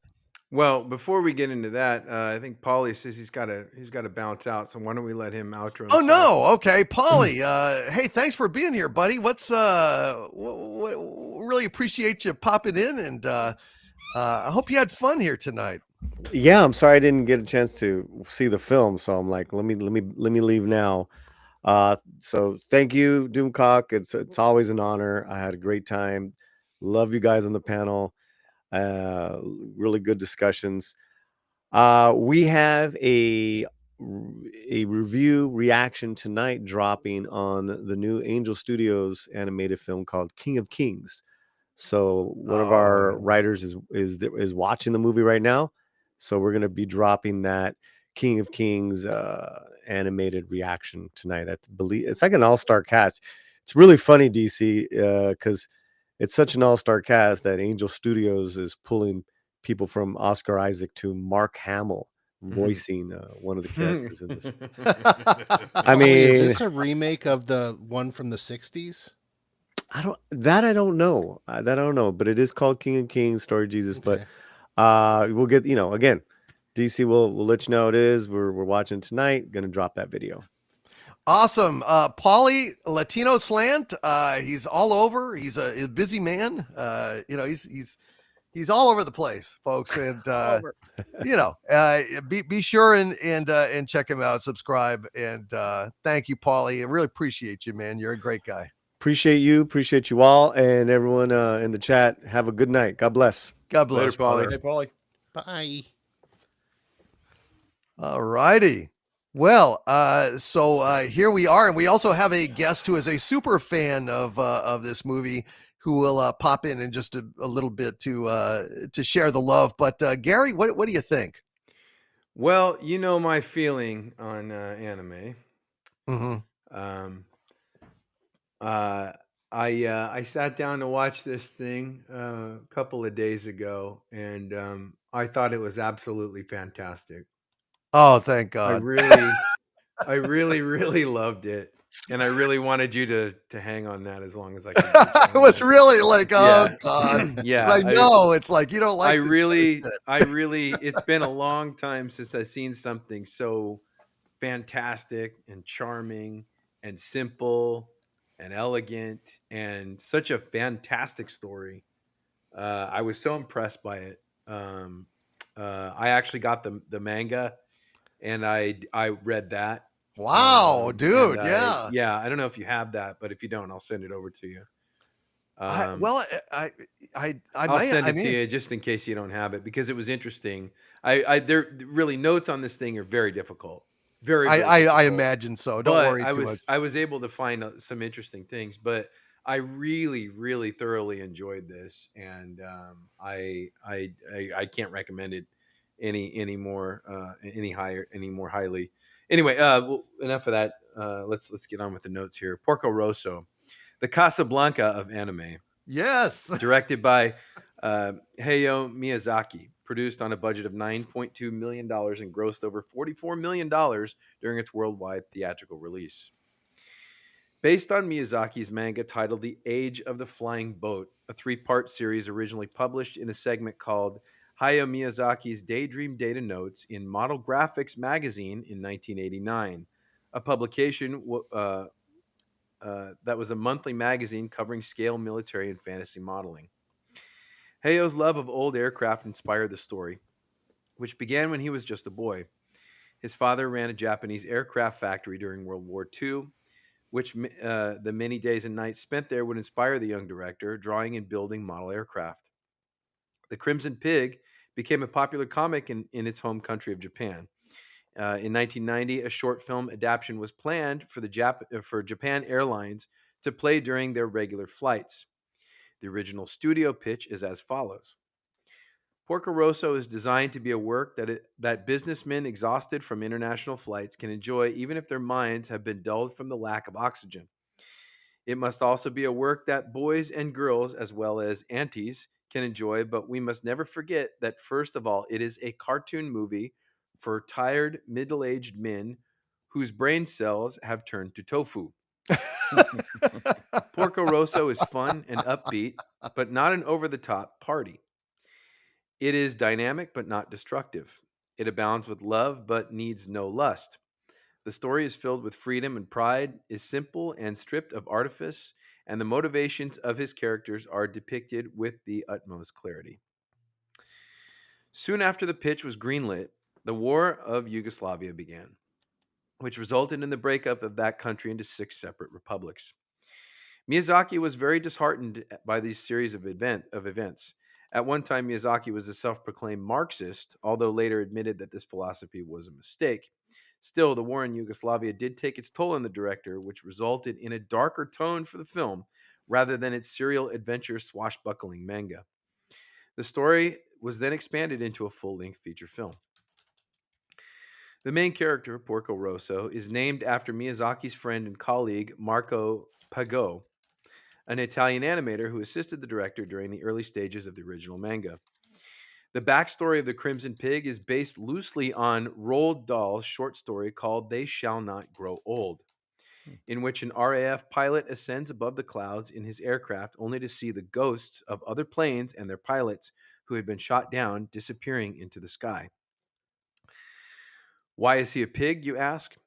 If Miyazaki were to answer, he might reply that a pig is easier to draw than a camel or a giraffe. The real reason was that a common insult to communists from the Mussolini regime was red pig. Wow. Appearing in the 2005 Disney re-release are the voice talents of Michael Keaton, Carrie Elways, David Ogden Stiers, and Brad Garrett. That was the version that I watched. I did not watch the dub version. I didn't watch the other silly English version. I watched the one with the real movie stars in it, and it was fantastic. It was really, really good. I started watching a little bit of the original English dub, and it just wasn't working for me. Mhm. But I think Michael Keaton was fantastic in this part. Let's see. Despite its success as the #1 Studio Ghibli film, the director has made a mixed opinion on his own work. He is quoted with saying, "It was an unexpected hit. No one was more surprised than I.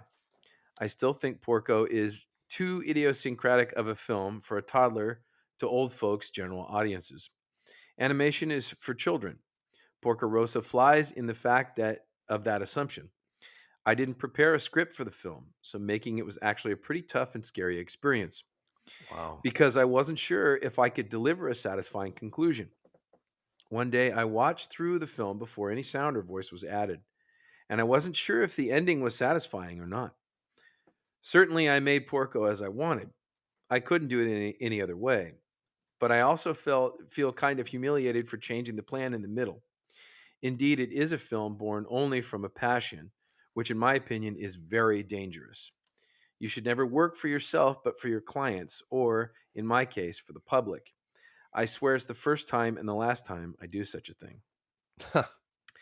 My final note, Miyazaki has stated that he would like to make the sequel titled Porco Rosso The Last Sortie, which would see the veteran seaplane pilot taking off to high adventure in the Spanish Civil War. As of today, this is not a priority for Studio Ghibli. I think that he's right. He didn't really know how to end this movie, and the ending's a little bit weak. Just kind of a little recap and all. But I really thought that this movie was very clever, very very entertaining, very pure of heart. Mhm. I love the bizarre aircraft, I which know. were all kind of like born from this guy's fascination of aircraft. I haven't seen the other Studio Ghibli films, but apparently that's kind of a theme throughout his movies. Mhm. Another statement that he had made at one point, which was, filmmakers only really make one movie; they just make it the same way over and over again. And he said that's kind of what I do. I have this fascination with aircraft and flying and the freedom of flying, and that's why that's sort of themed in all of his films.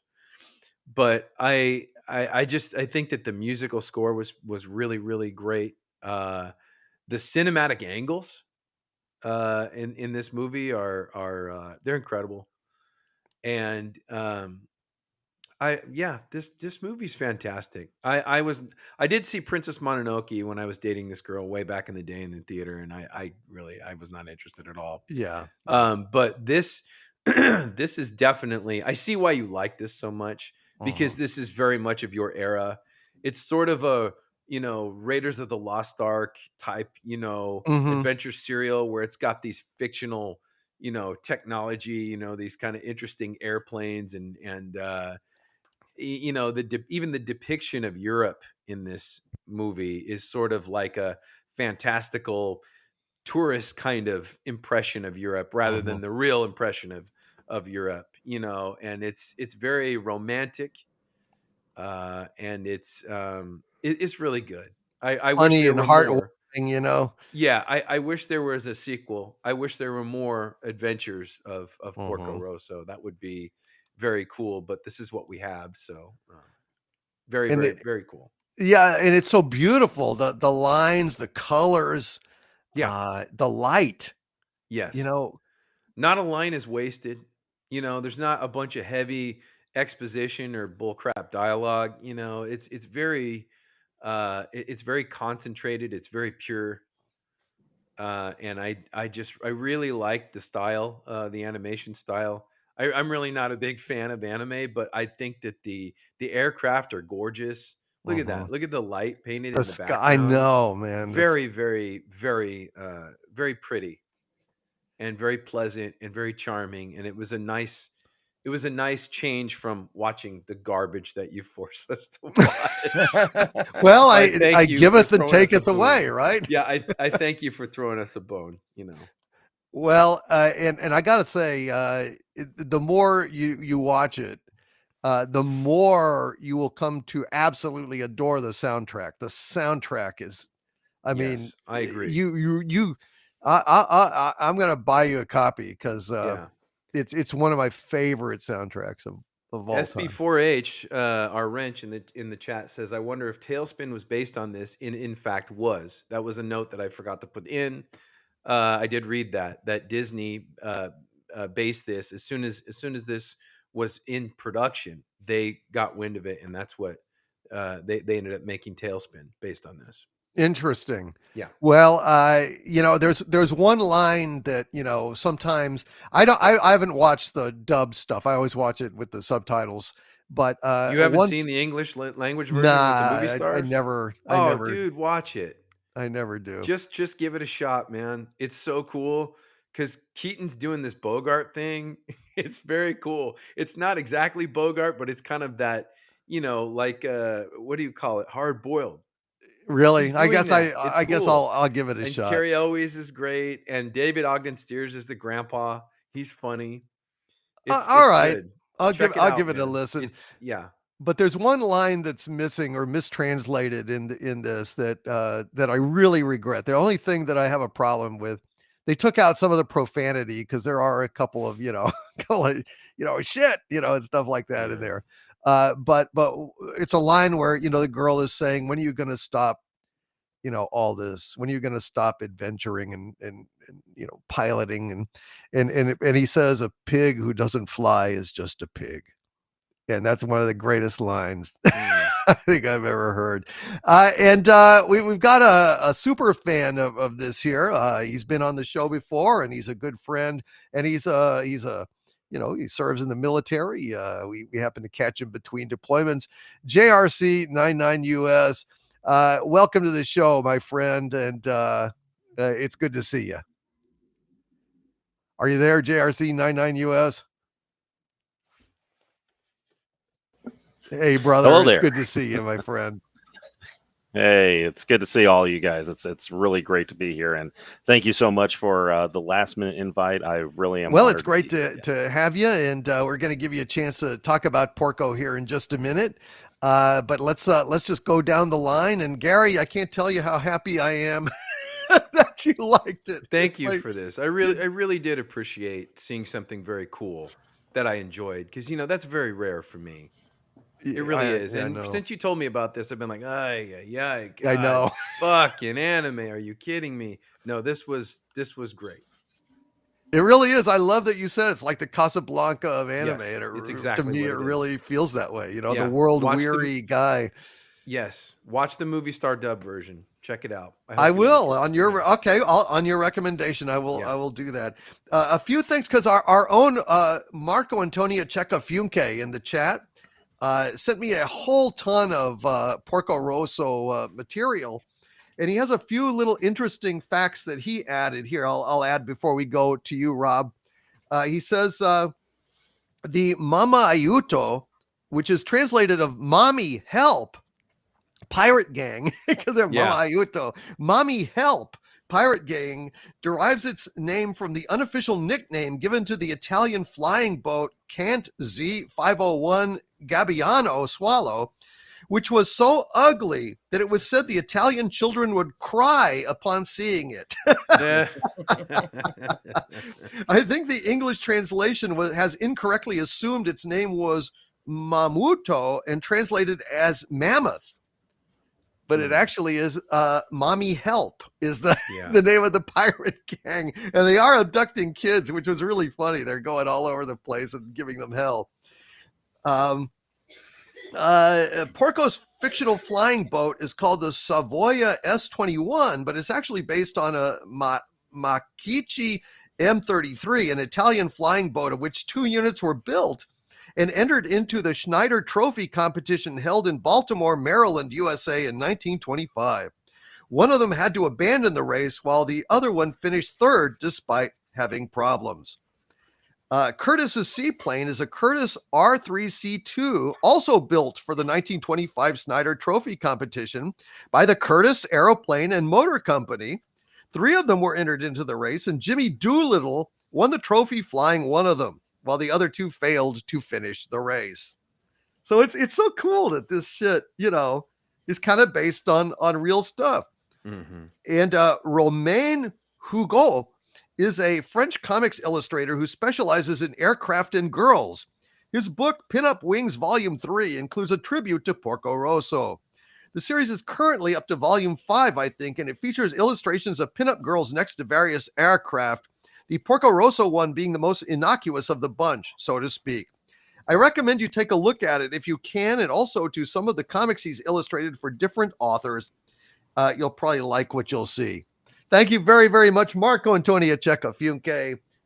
You are one cool dude. Rob, what do you think of this movie? Okay, so I saw this after I saw Snow White. I decided to use it as my palate cleanser. This is the first time I've ever seen this movie, and oh my gosh, Doomcock, you were 100% right. See, this is why we should always trust Doomcock. He makes recommendations, and look at the beauty. So I'm first thrilled. I was struck by the beauty of the animation. As I was getting some of these screenshots, I mean, it just the lighting was so beautiful, so realistic, and I like the way that it would show the different landscapes. So the landscapes really struck out at me. I mean, you see the different European lands and different areas. I just love that. I listened to the voice acting cast of the American ones with Michael Keaton, and Michael Keaton does a great job. I saw a little bit of the making of it. It's like a 15-minute video, and the actors said that they really took their time to try and match up not only their voice but also to the animation talking, so that they would get it right. And it was like a labor of love. They were trying to get this right to really do justice to this film. So I would definitely recommend that you always watch a movie in its original intent, but also if somebody does it really well and with dubs, then watch that version too, because you get a unique experience with it. But the story is unique. I thought it was very interesting. I was drawn into this character and how he became a pig and just what he does. It's interesting that he's like a bounty hunter and he's really a good guy, but there's a lot more to him. There's a lot of grit there. There's a lot more undertones, and it's similar to Casablanca. You're right on. That's a great comparison because he's similar to Rick in that he has a certain past that hurt him and made him what he was. And so I love that about him. This movie is just so interesting, and it deals with good and evil and all kinds of things, but also it deals a little bit with the fascism, and they don't like fascism, which is great. I love that aspect of it. I thought the ending was a little bit but not by too much. I mean, it was interesting because it set it up for, hey, you could have a ton of different adventures going from here. But this movie is a beautiful movie to watch. I mean, I could probably watch it without any sound and still really enjoy it, just because, I mean, you look at this last shot of the movie, look at all the detail in the colors, the lighting, the way that animation shot is done. Folks, this is how you animate a movie and show real quality animation. This is how an animated movie should look. It's so beautiful. It's not only an art film, but it's a fun film to watch. Very entertaining. It kept my interest the whole way through. And it was a lot of fun to watch. Interesting characters, funny stuff. Sometimes you have to catch the little lines and the little things that they do, which is great. But it does it real well. So, folks, I can't say enough good things about this movie. So go watch it. It's great. Check it out. Absolutely. And Andy, could you find us a good shot of Porco? To just have up on the screen. I really love this character. The ending I really love. It's kind of wistful and the whole thing about that's a great one there. That Gina wins her bet, which basically tells us kind of what we need to know, it's talking about, we'll never forget those days, those wonderful days in the Adriatic, and I never will either. So I love it, Sean, what'd you think of this movie? Oh, it was so good. just from the first shot of the movie, you know, when he's on the beach and he's just sleeping, it grabs you. It doesn't let you go until the end. And I'm gonna piggyback on what Rob said about the English version. That was the first time I'd seen it, and Michael Keaton was amazing. Normally, I'm really good at picking out voices. It took me about 15 minutes before I figured out it was him. I was like, "Oh my god, that's Michael Keaton." So I mean, he really got into this role. You can feel it in his delivery. It's not just reading lines. He didn't phone it in. Nobody phoned it in on this thing. Um, and based on your recommendation the other day, I did buy the Japanese version, and I'm about halfway through it. So I'm looking forward to watching it as its original. But I really love definitely, his original voice. You know, he's a yeah, very, it's yeah, kind of very character. right, and Michael Keaton really does try to get into that, and That's cool. I will like, watch it. I promise. yeah, it's good. But I can't wait to finish it on the excuse me, on the Japanese one. The color palette of this movie is it's bright and wonderful, and even though there's pirate stuff going on and all this, it's not dark. It's not a dark movie. It's funny and the bad guys are silly, but not to the point of being like stupid silly. I don't know if I'm explaining this correctly. Yeah, yeah. You know, they're Well, they're a I little really goofy. love that they all get together at Gina's, you know, and Yeah. she chastises them like little boys because they're all in love with her. Right, And the right. beautiful song she sings in French is it's just so fucking romantic. And it's like, you know, it's like Rick's Cafe American is kind of like Gina's place where they all go and there are all these like deals and you know, grumblings and stuff. And by that, when he leaves, we're going to get that pig. But it's Yeah. also, it's just so much fun. Yeah, and that's the thing. Even though there's pirates and there's people, you know, shooting and stuff like that, you don't get this feeling like that anyone's going to get hurt. You're just like, I'm having a good time with this. I'm rooting for the good guy. The bad guys are a little silly, and you know it's going to be a happy ending, and that's okay. It just entertains the entire time, and I want to thank you for recommending it. It was wonderful. It's added to my favorites now. It absolutely is one of my favorites. I love, I really love the scene where it's the flashback. There's two flashbacks. The one where they're kids, when you know Gina's a young girl and he's a young boy, and just the little romance. It's just so fucking sweet and joyful. The music just soars, you know, and also the music is so perfect in the flashback where all the dead pilots are rising up in the sky around him, and you know, Yeah, it's a cool. And DC, I think I just found Marco Antonio Ceccafonte just put in what I think is going to be your Christmas present this year. Oh wow, really? There's a scale model of Porco Rosso's seaplane available. Ah, I'm that getting would it. be awesome. That would be awesome. Let's see. Who should go? Should we? Andy, do you want to go last as usual, or do you want to go now and have Yeah, JRC? I'll go last. Yeah. Okay, JRC 99US. Welcome to the show, my friend. Share your feelings and thoughts about this movie. Well, thanks once again for having me on. Once again, it's an honor to be amongst you guys again. Hold on just a sec, brother. I'm sorry to interrupt. Trevin Lane has got to go. He's a good guy. He's got a couple of super chats left. Let me get those real fast for him. Trevin Lane with a $10 super chat. Thank you, brother. He says a lot of modern series suffer from being dragged out. They need to remember that the audience doesn't want to waste 4+ hours on an 8-hour series on fluff. They need 20+ episode series and less fluff. Couldn't agree more, Trevin Lane. I think you're spot on there, brother. Okay, well, I think I've read the other ones, Trevin Lane. Maybe you didn't hear them, but that was the last one that I see from you, brother. He did say that today is the last day for The Day the Earth Blew Up in theaters. It was put out to die 2 weeks ago. I've seen it twice. It was awesome. God bless you, Trevin Lane, and thank you, brother, for being here tonight. We're sorry you have to go, but I hope that you will track down Porco Rosso, because it's definitely worth your time. Okay, JRC 99 US, lay it on us, brother. How do you feel about this movie? Oh, actually, I never saw it until you did recommend it. I think maybe a Yeah. couple of years ago.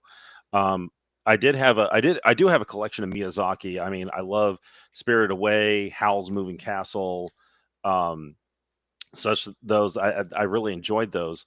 And then I know it was definitely one of your shows. I don't know if it was Pop Culture Breakdown or not, but I'm sure it was. But you recommended it, and it was so funny. I had a huge library of it, and I'm going through, and it's like, wait, why don't I have Porco Rosso? And a friend of mine, actually in the Navy, he had it, and he said, "You want it?" And I'm like, "Well, yeah." So he gave it to me. So I have the Michael Keaton dub version, and I was blown away at what Miyazaki did with this show was excuse me, was just it, yes, you got the amazing landscapes, you got the bright colors, you also have just great dialogue and everything. But the most amazing thing is that they captured essentially, I would say, pre World War One Europe that sometimes I forgot I was even watching an anime. And the details of everything were just so amazing. I mean, the thing is that not a lot of people know this, but I'm actually an avionics technician, and I love aircraft. I've been loving airplanes since I was 7 years old. In fact, my original dream was to be a pilot for United Airlines before everything, to fly a Boeing 727-200, which was my personal favorite aircraft. But that didn't happen, but it's okay. But the amazing thing, what I saw about the movie was not only the attention to details and the amazing storyline, was just some of these details that you didn't even think about. Like, for example, when Porco gets to Piccolo's place and Fio is drawing up the schematics for repairing the airplane, and those are genuine airplane schematics. Like, you can see the details. Yes, you can see the details in the degree angles of the wings, to the foil design of the wings, as well as some of the how would I say it? Like the measurements of each individual like mechanical. I'm sorry. Yes, thank you. And it was one of those just amazing things. I'm like going, look at this. This is amazing. I mean, I can't even believe that this was pulled off, even though it's just for a couple of short scenes with her doing the initial draft. And then when she recommends a trim tab, or the added trim tab to the airplane, it just is for a brief second, and it's just fully detailed, and it was just amazing. It's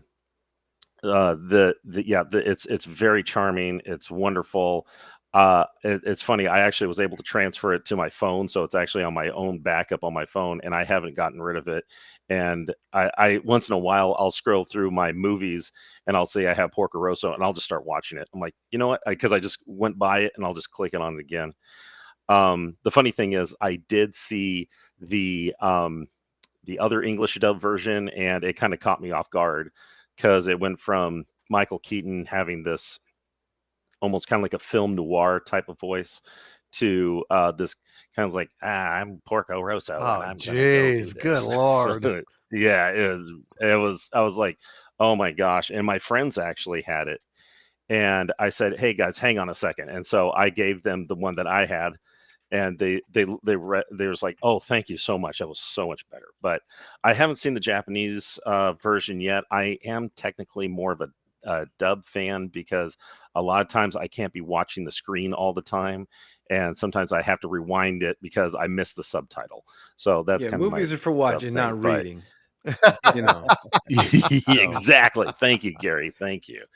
So, but yes, the fantastic, once again, the fantastic storyline, but also the amazing dynamics of showing how an aircraft functions in the air.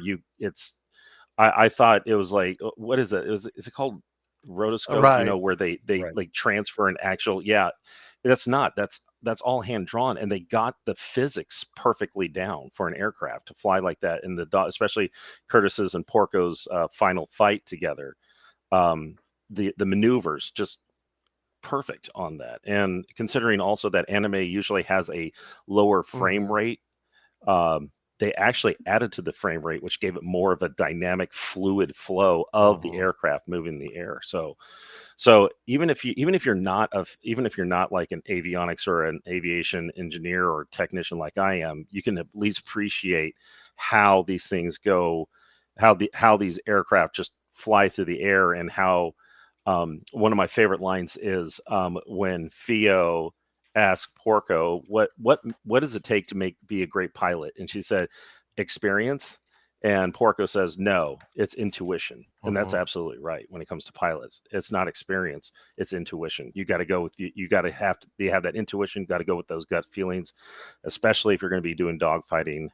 And yeah, just fantastic movie. I can't stop watching it. Like I said, when I scroll through my movie list, if I see it, I got to watch Well it. said, my friend. I like your taste in shirts too, by the way.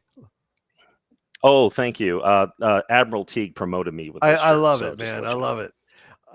Yes. Well, let's go to Andy Masterson. Andy, had you ever seen this movie before? What'd you think? I had never seen this before. Now, when I was young, my first introduction to what would probably be referred to as anime was Speed Racer. Right. And, of course, we watched it, and it was, there was, that, and that the mouth and everything would just everything would stay still and the mouth would move.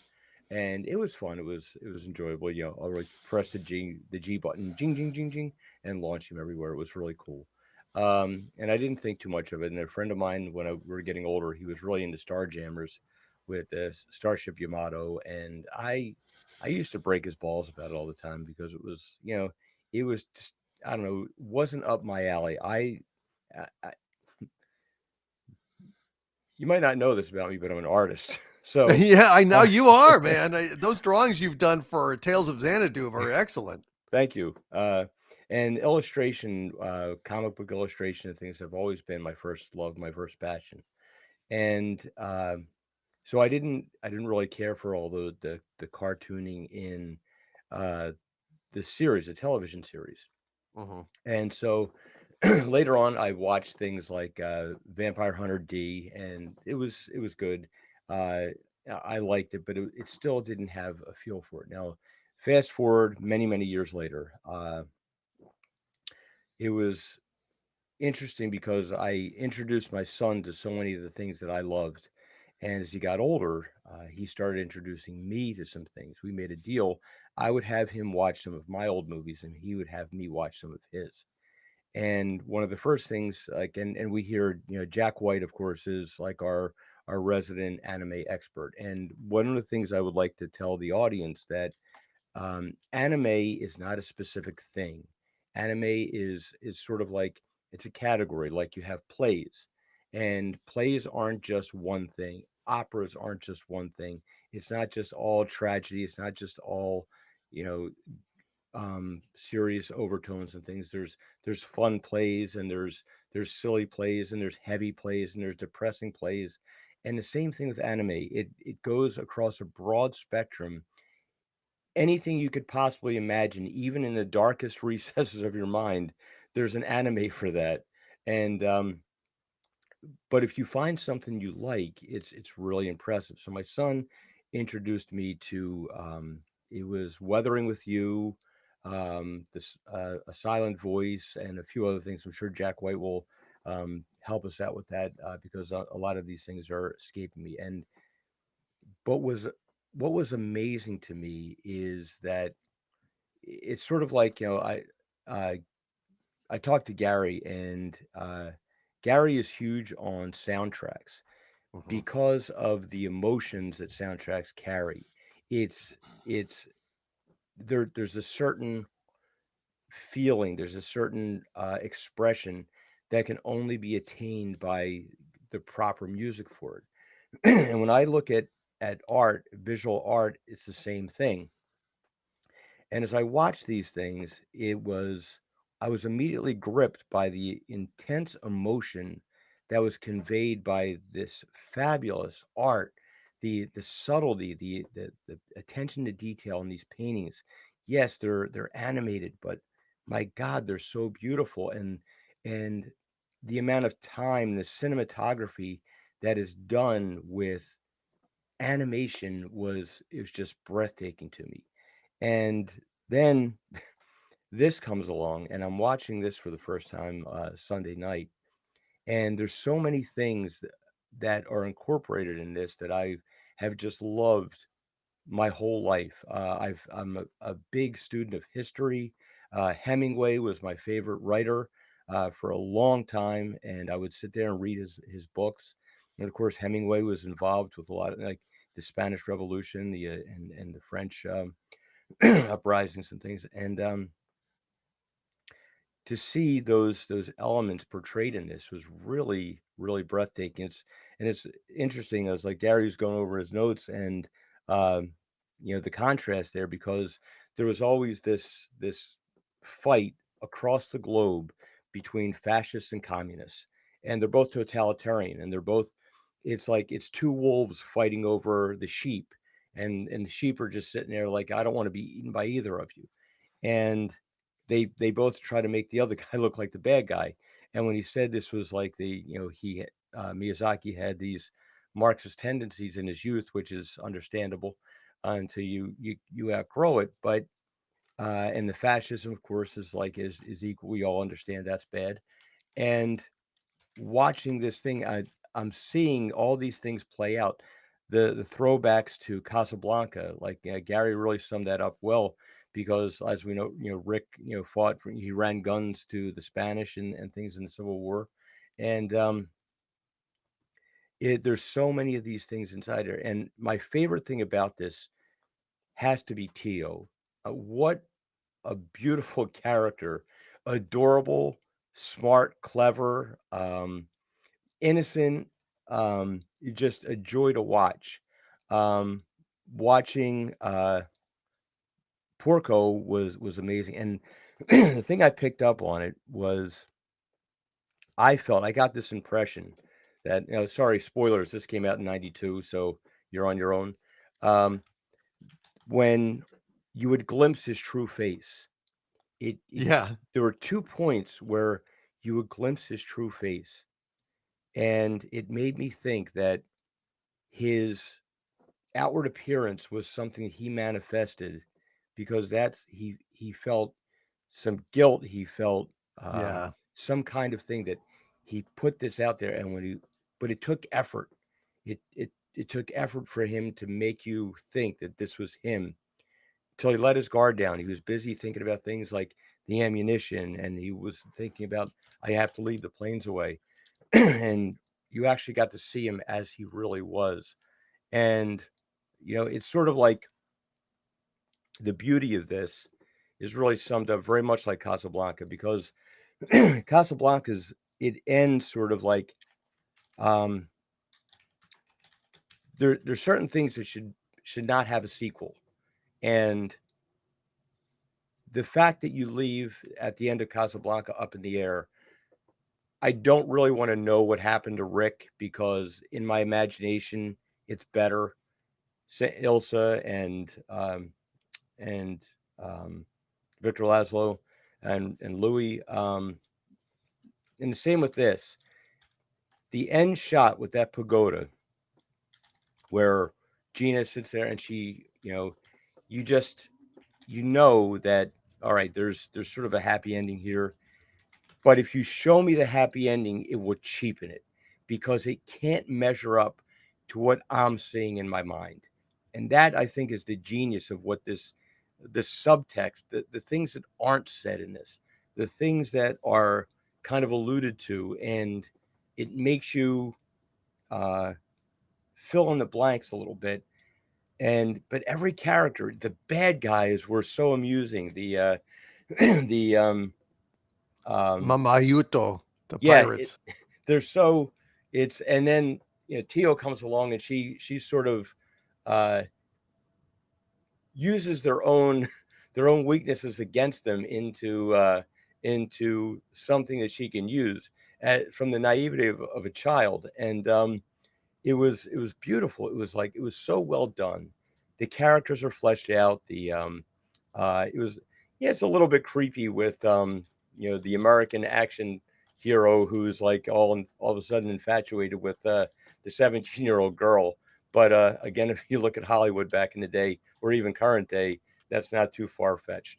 Um, but yeah, this is truly amazing. I can't thank you enough for watching this because I sat down and I watched it with my son, and he pointed out a couple things that made sense as Gary was going through his notes. That Miyazaki does this airplane thing quite a bit, and that it's a recurring theme to him. And now it makes sense why, because he's with his father and doing a whole um, aircraft thing. It's like growing up with that. You can understand why it's like we have our toys and things because it takes us back to a point in our childhood where things were very clear and easy to understand. And truly, this really is a work of art.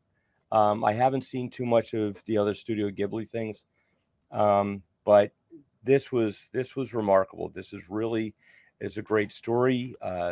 Everything about it just flows. And Gary got this Hollywood star thing, and the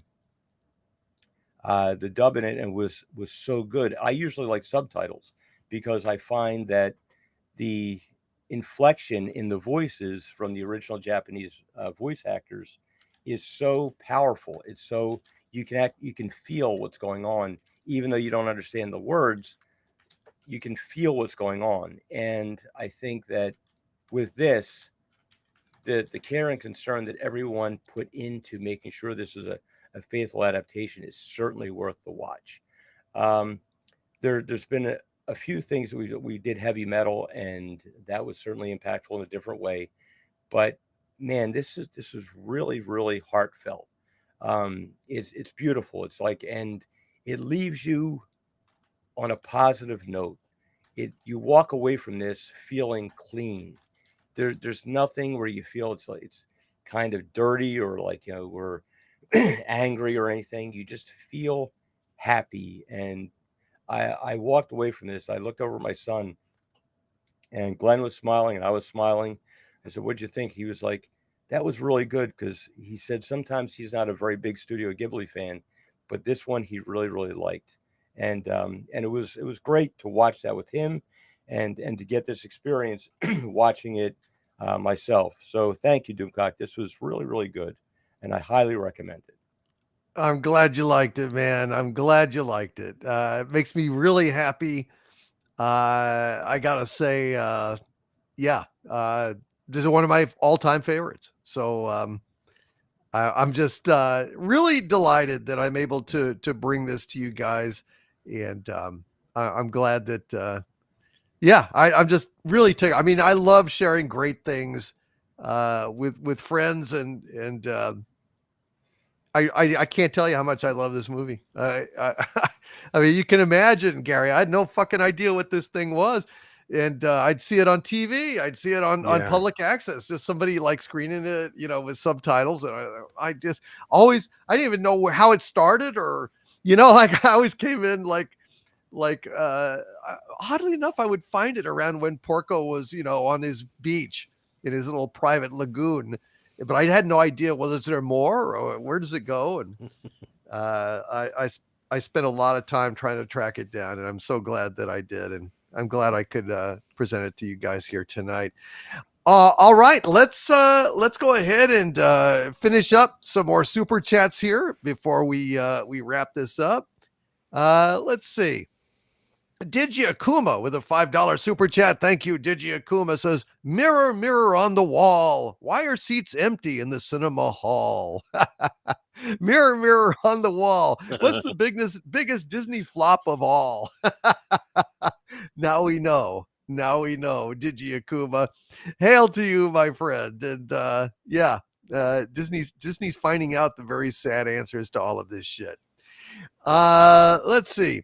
Jack White with a $5 super chat. Thank you, Jack White. He says, "My lord, I just sent you an email with the trailer link I sent you Monday, and it has a link to the trailer for the Eden Zero game." Oh, I may have watched that Eden Zero game trailer. Did you send it to me before? I did watch a game trailer that you sent me recently. I think I responded to it, Jack.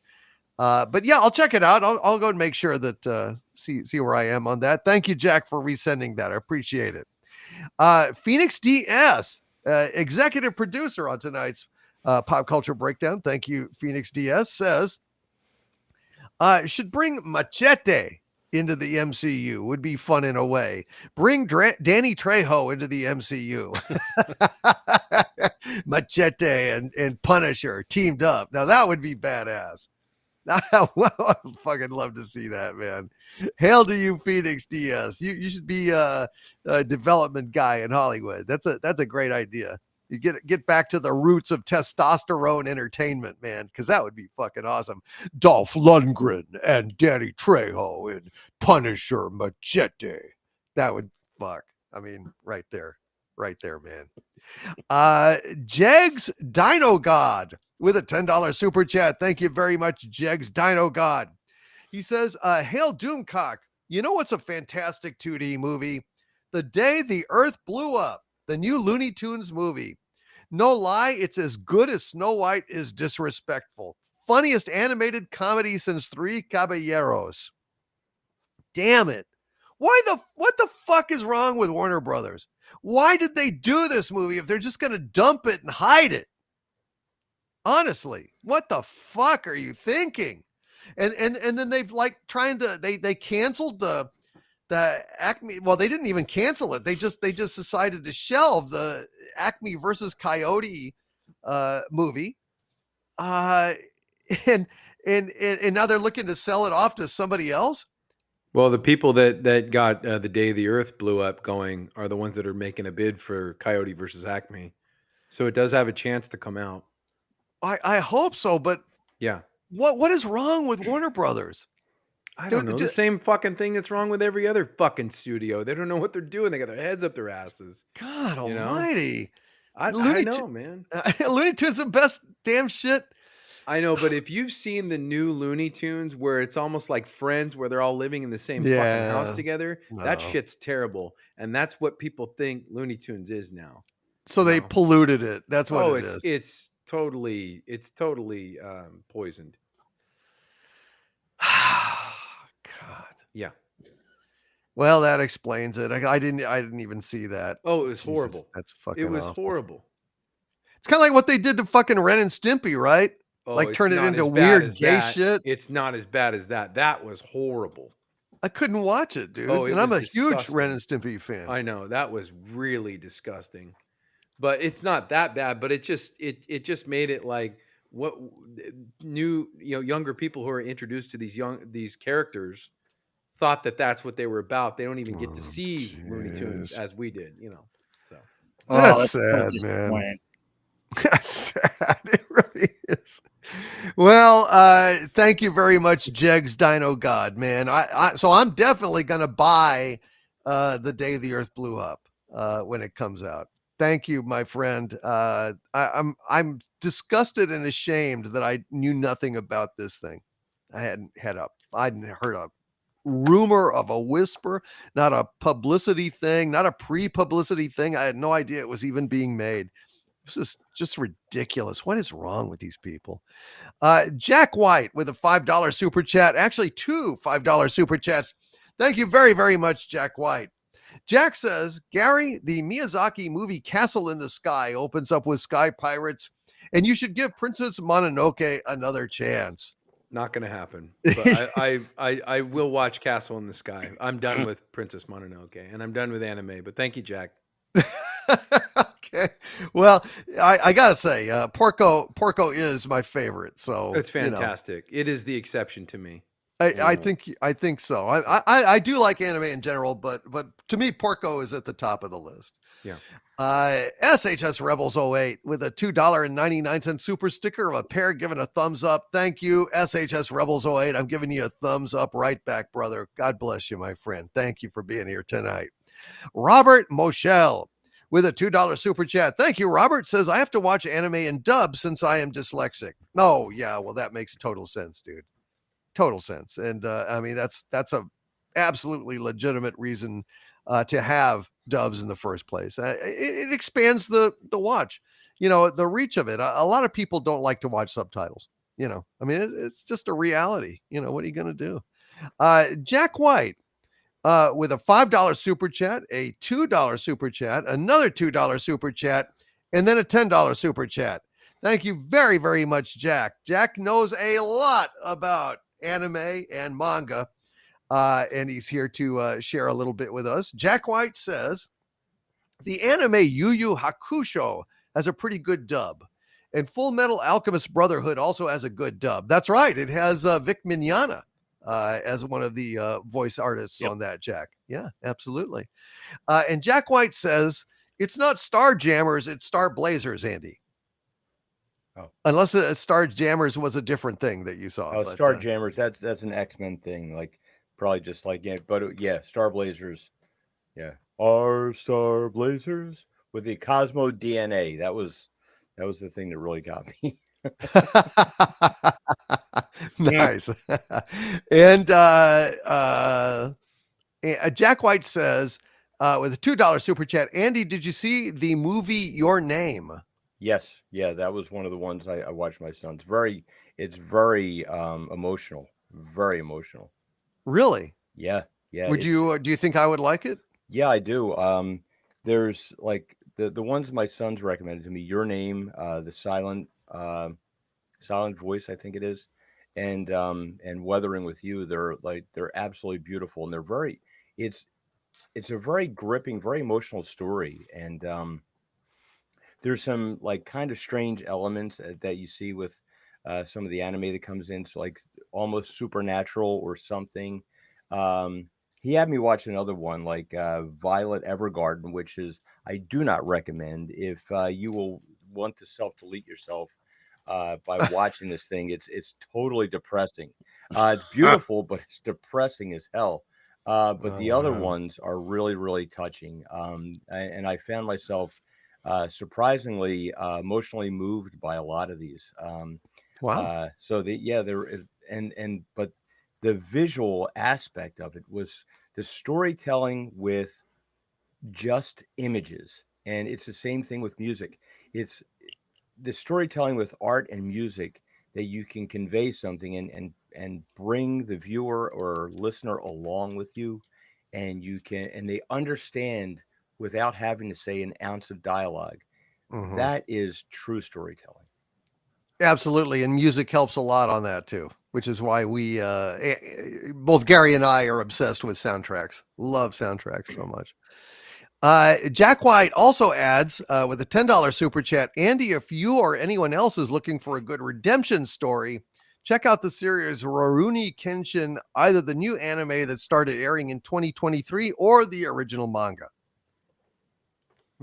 So he's got a little suggestion for you there. Thank you, Jack. I appreciate that. Rurouni Kenshin. He has recommended that to us various times, no doubt about it. Crimson Phantom with a $20 super chat of great generosity. Thank you, Crimson Phantom says, Disney writers think the original prince was a stalker. What the fuck? The opening song wasn't about Snow White wanting to find love, but in a modern sense. She's singing about wanting her boyfriend to come and flirt with her that day. Yes, well, she's singing in the opening, which I really love. She's in a wishing well, and I mean, there's more charm in just that scene than in the entirety of any of the, well, not only Snow White, but all of the fucking Disney live action remakes. What's so charming is, the little doves are gathered around on the rim of the well, and she's looking down, they're reflected.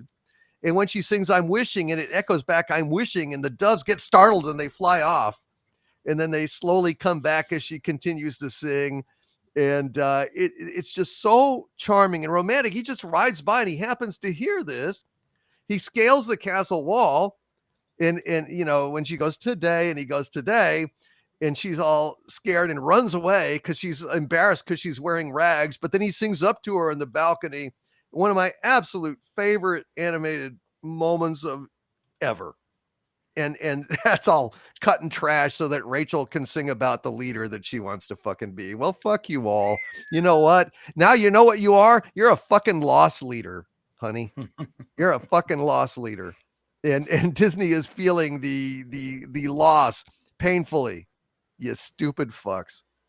You stupid fucks. Thank God I've got Snow White in a very high quality copy, and I love it, and I pity anyone that sees this fucking thing first. I think it's fucking child abuse to let kids see this fucking shit first. Really. As of 2 hours ago, it just hit 1.6 on IMDb. Yeah. Yeah. Woo! Great. Congratulations. It's literally a new low. Yeah. I, Oh, boy. I think that's fucking fantastic. Already my video I did today is out of date. Because when I did it, it was at 1.7. Now it's at 1.6. It's 152,000 votes. Well then, see, that would actually put it on the list of like all-time worst movies on IMDb, period. Possibly, yeah. No, not possibly. God damn it, I had it. Hold on just a sec. I actually I think I did a screen grab of this. Hold on just a sec. I think I can read it to you right here. Because this made me very, very happy, but it was an interesting answer because I had asked Grok, like, so what are the 10 lowest rated movies in IMDb history? And it wasn't, Snow White didn't make the list because there was an exception here. It said, here are the 10 worst rated movies on IMDb as of March 26, 2025, based on their user ratings. These rankings come from IMDb's bottom 100 list, which includes only feature films with at least 10,000 user votes. Wow. Well, I thought that it didn't have 10,000 user votes, but you're saying now it's past 100,000 user votes? 152,000 is what it says. Well, then it's down there. Because the number one lowest rated movie is Saving Christmas from 2014, and it's got a rating of 1.3. Super Babies, Baby Geniuses 2 has a rating of 1.5. It's a great movie. Code Name KOZ has a rating of 1.6. So now, if this is true, it's down to 1.6. Snow White is tied in a two-way tie with Codename Cause and Manos, The Hands of Fate. Whoa. At 1.6 rating. So Snow White is now tied with Manos, The Hands of fucking Fate. Wow. So that means it's going to be a Mystery Science Theater 3000. Maybe Disney can make some coin by letting those guys take a whack at that particular fucking pinata. Right. But hey, you know what? Fuck you, Disney. You know this. You richly deserve all of this. I heard Dragon Ball Evolution is higher. Well, well, yeah. 2.5. Yeah, It's 2. way I mean, it's higher. not even close. Yeah. Mhm. Yeah. Mhm. So yeah. So there you go, folks. It's tied for number 3, worst rated IMDb movie of all fucking time. How about that? Not just Disney movie, all Yay. time. It's only been out for what, 2 weekends? Yeah. Yeah. Man. Yeah. Efficiency of the internet. Yeah. Hey, third time's the charm. But with my video that I did, I pointed out that, I went back and I actually looked at the IMDb, like, reviews that people have typed out, and they're, all very well done and not just like one word, derivative, like bots do. This review bombing thing is bullshit. I'm sure that there's some review bombing, just like there's some, positive bombing from bots and stuff, Disney bots and shills and stuff like that. I think that balances out. I think this is, honestly, I feel like it's an accurate representation of how bad this fucking movie is. Yeah, but according to the shills, they're not shills. Yeah, well, that's exactly what shills would say, isn't it? Yeah, fucking morons. Weird, huh? So there we go, folks. Doesn't that make you feel happy? Makes me happy like a fucking little girl, you know it? All right, let's see. What do we got here? Jack White with a $5 super chat says the trailer for the Eden Zero game just released today. So the trailer you watched was for another game. Okay, then thank you, Jack. Yeah, okay, I will go and watch that. Phoenix DS with a $5 Canadian super chat. Thank you again, Phoenix DS. Says, I have an old VHS copy of 50 classic old cartoons that include the things that would make the perpetually offended clutch pearls. Yeah, save those old VHS tapes, man. Save those old, those banned cartoons. They ain't never coming back again no more. So, get that VHS transferred to a DVD or something. You know what I mean? There's like little VHS tape decks that'll do that. Or, if you have a jack out, you can do it, with a interface for your computer. But back that sucker up. Back that sucker up. You're saving it for other generations, Phoenix DS. Don't let our heritage be destroyed, okay? God, you don't know what you've got there, buddy. Jegs Dino God. It's been a channel member for 3 months. Hail to you, Jegs, and says Looney Tunes is still in theaters. It's worth it. Man, if I get a chance to go see that in a theater, I'm going. That's what I heard. I think it's only tomorrow. I looked. The only time I saw we're playing for tomorrow afternoon. Well, then I'll go. That's fantastic. Hail to you, Jegs Dino God.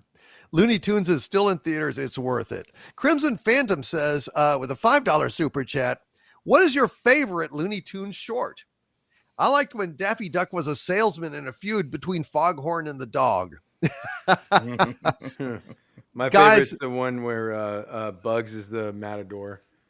Oh, I man. have a heart attack every time I watch it. I laugh myself sick. It's so funny. Well, that's one of the funniest fucking moments is when, yeah, Doc. And he puts the rubber bands on the horns of the bull and he backs out of the frame and it has the point of view shot with us. You see way in the distance, and he puts a big boulder in the thing and lets go. And Yeah. I love the bull. He just looks up. He's like, at what Bugs is doing. Like he's got the horns. He's like, It's so great. Oh God, but it's impossible to pick. I mean, how do you pick between, One Froggy Evening, The Singing Frog, or, the Rabbit one season, duck season. Rabbit Yeah. Or The What's one Opera where- Doc? Yeah, the one where Bugs has the opera singer neiber. Oh, Playing the banjo and pissing him off. And he ends up becoming Leopold Stravinsky on the Stravinsky at the Hollywood Bowl. Yeah. He won't stop and he's making the guy choke. Shit's great. And he sees the guy's like lying there, and he sees that there's a precariously balanced boulder on a girder, and he yeah, thud. Oh. Then he pulls out the banjo, dang, dang, dang, dang. Leopold. Yeah, and then there's another one. It's a very early one when Elmer Fudd's boxing Daffy Duck, and Elmer Fudd's got the dog, and the dog's like the only one on his side, and all the other ducks are on the other side, cheering for Daffy, and they're like yay, and then the dog's like boo, and then you see this fucking endless stream of tomatoes and shit hitting him and just like piling on top of him. Oh my God, it's so funny. Oh man, shit. Wile E. Coyote, super genius. See that one? That's what. How do you beat that? Wile E. Coyote, super genius. You hear the train. He looks up for a minute and he goes, "I like the sound of that." You see the back windows on the tracks. And oh God. I was like how he put a door in. Oh, front of yeah, Bugs' yeah, he hole put a- so he could knock on it. It's like he's like he put a door and like knock, and he's like, "Hello, I'm Wile E. Coyote." Bugs what tries about- to interrupt. He says, "No, don't try to get away." Duck Dodgers. Madam, at your Oh, age, eating children. How do you beat Duck Dodgers Oh, in the man, 24th and a half century? The Illudium Pew 47 space Yeah. modulator. There's supposed to be a kaboom. Oh, earth-shattering yes. kaboom. Oh God! And Reno dances on the sand. Yes, the hillbilly versus Bugs Bunny, the square Oh, dance yes. scene. And grab a fist post holder tight. Oh. Whack your partner with all your might. Whack him high and whack him low. When Bugs is the hairdresser for the monster, Oh, and he's like combing the hair and like chit chatting with it and like gossiping and shit. The guy's like kind of like monsters live such interesting lives. What do you think? Look out there in the audience. I love the people. I love where he goes into the castle in Transylvania and he's got the vampire going after him. It's abracadabra, hocus pocus, and he keeps turning into the bat and the vampire. Yeah. the band. Yeah, The he band goes World back in War II time. ones are fucking great too. Oh, Yeah, Oh, those are great.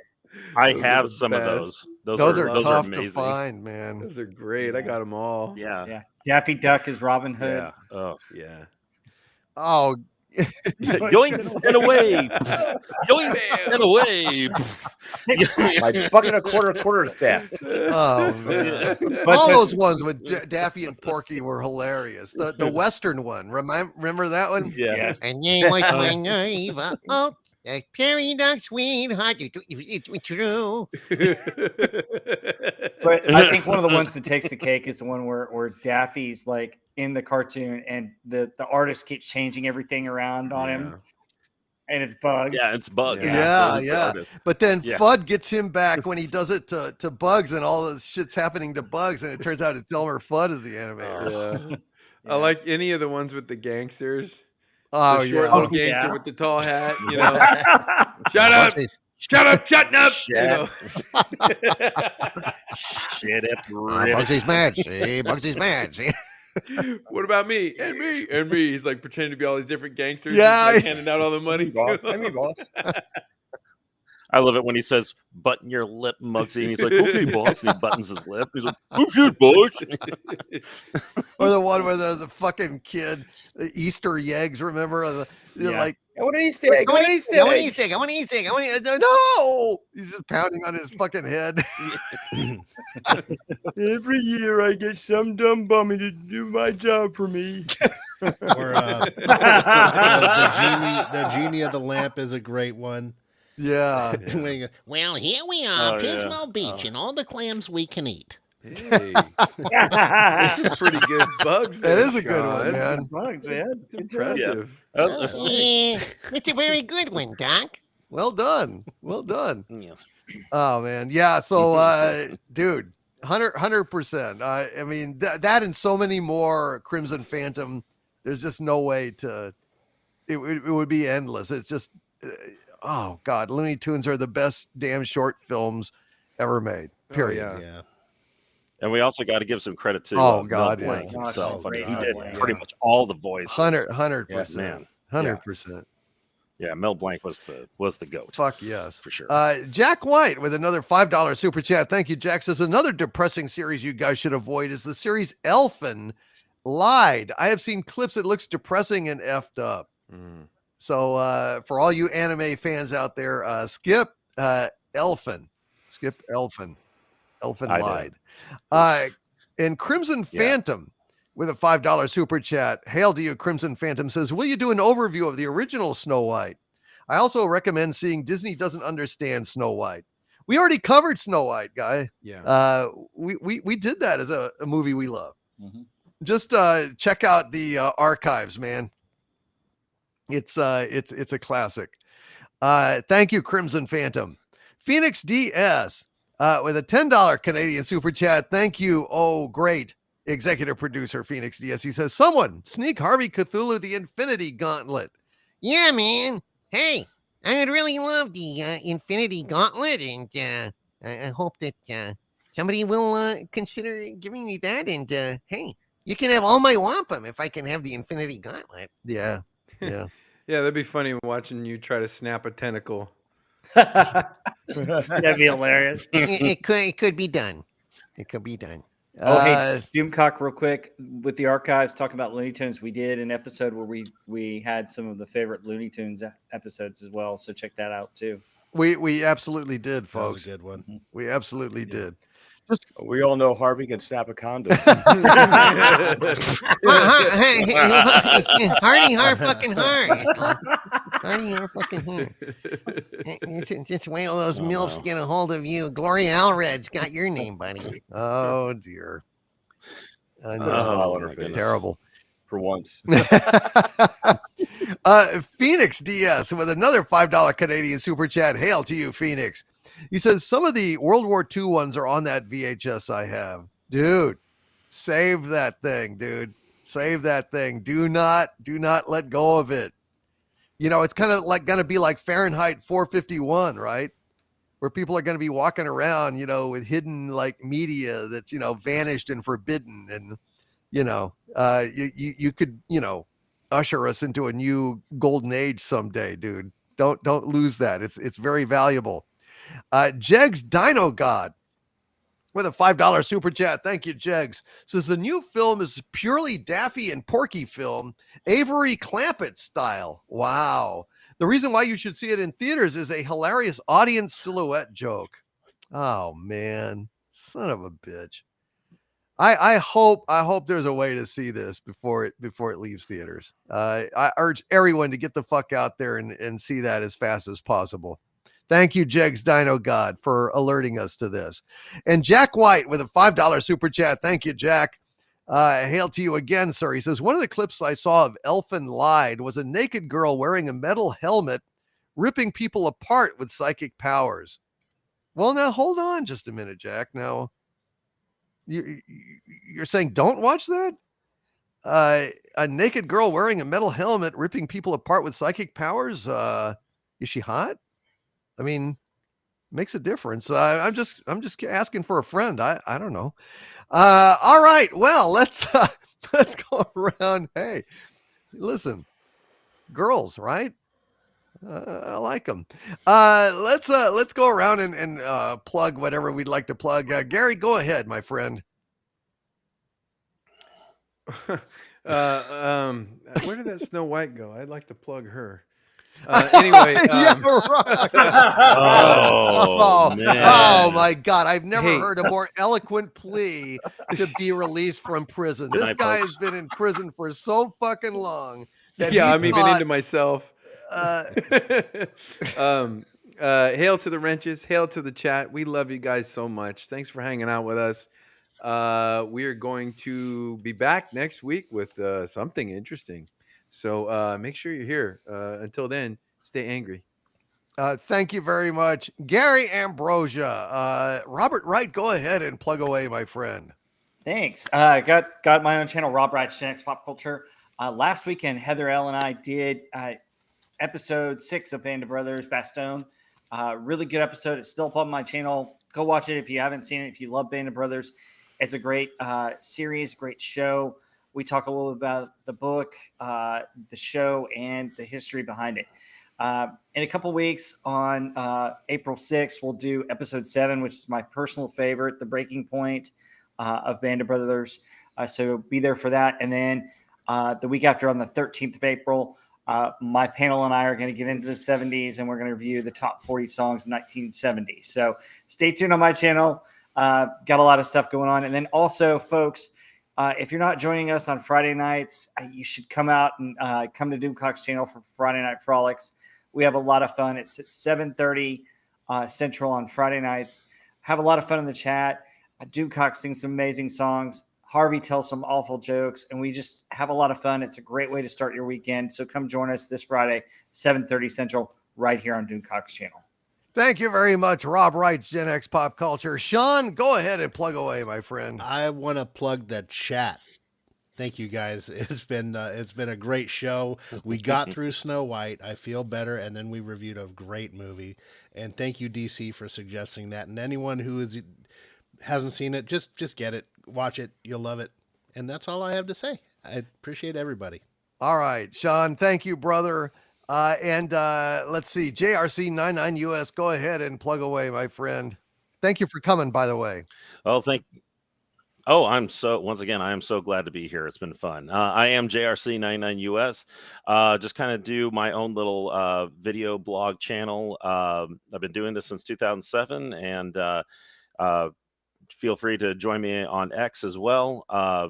It was a great time talking about Porco. Great wonderful movie. And also for just a kind of a quick anime suggestion, DC, I think I sent this to you, the Trigun series, the mini 26 episode miniseries, really great. I forgot to mention that one of the voice actors for one of the main characters is Jeff Nimoy, the second cousin of Leonard Nimoy. Awesome. So definitely check that out. And really, it's my favorite anime of all time. So once You're again, thanks welcome, for my having me on the friend, show. and happy birthday to Leonard Nimoy. Absolutely. Oh yeah. Yes. As a birthday. Yeah. Andy Masterson, anything? Yes, live long and prosper. Anything to say, Andy? I think he stepped away. There he Well, Ah, thank you everyone for who went to see my movie. I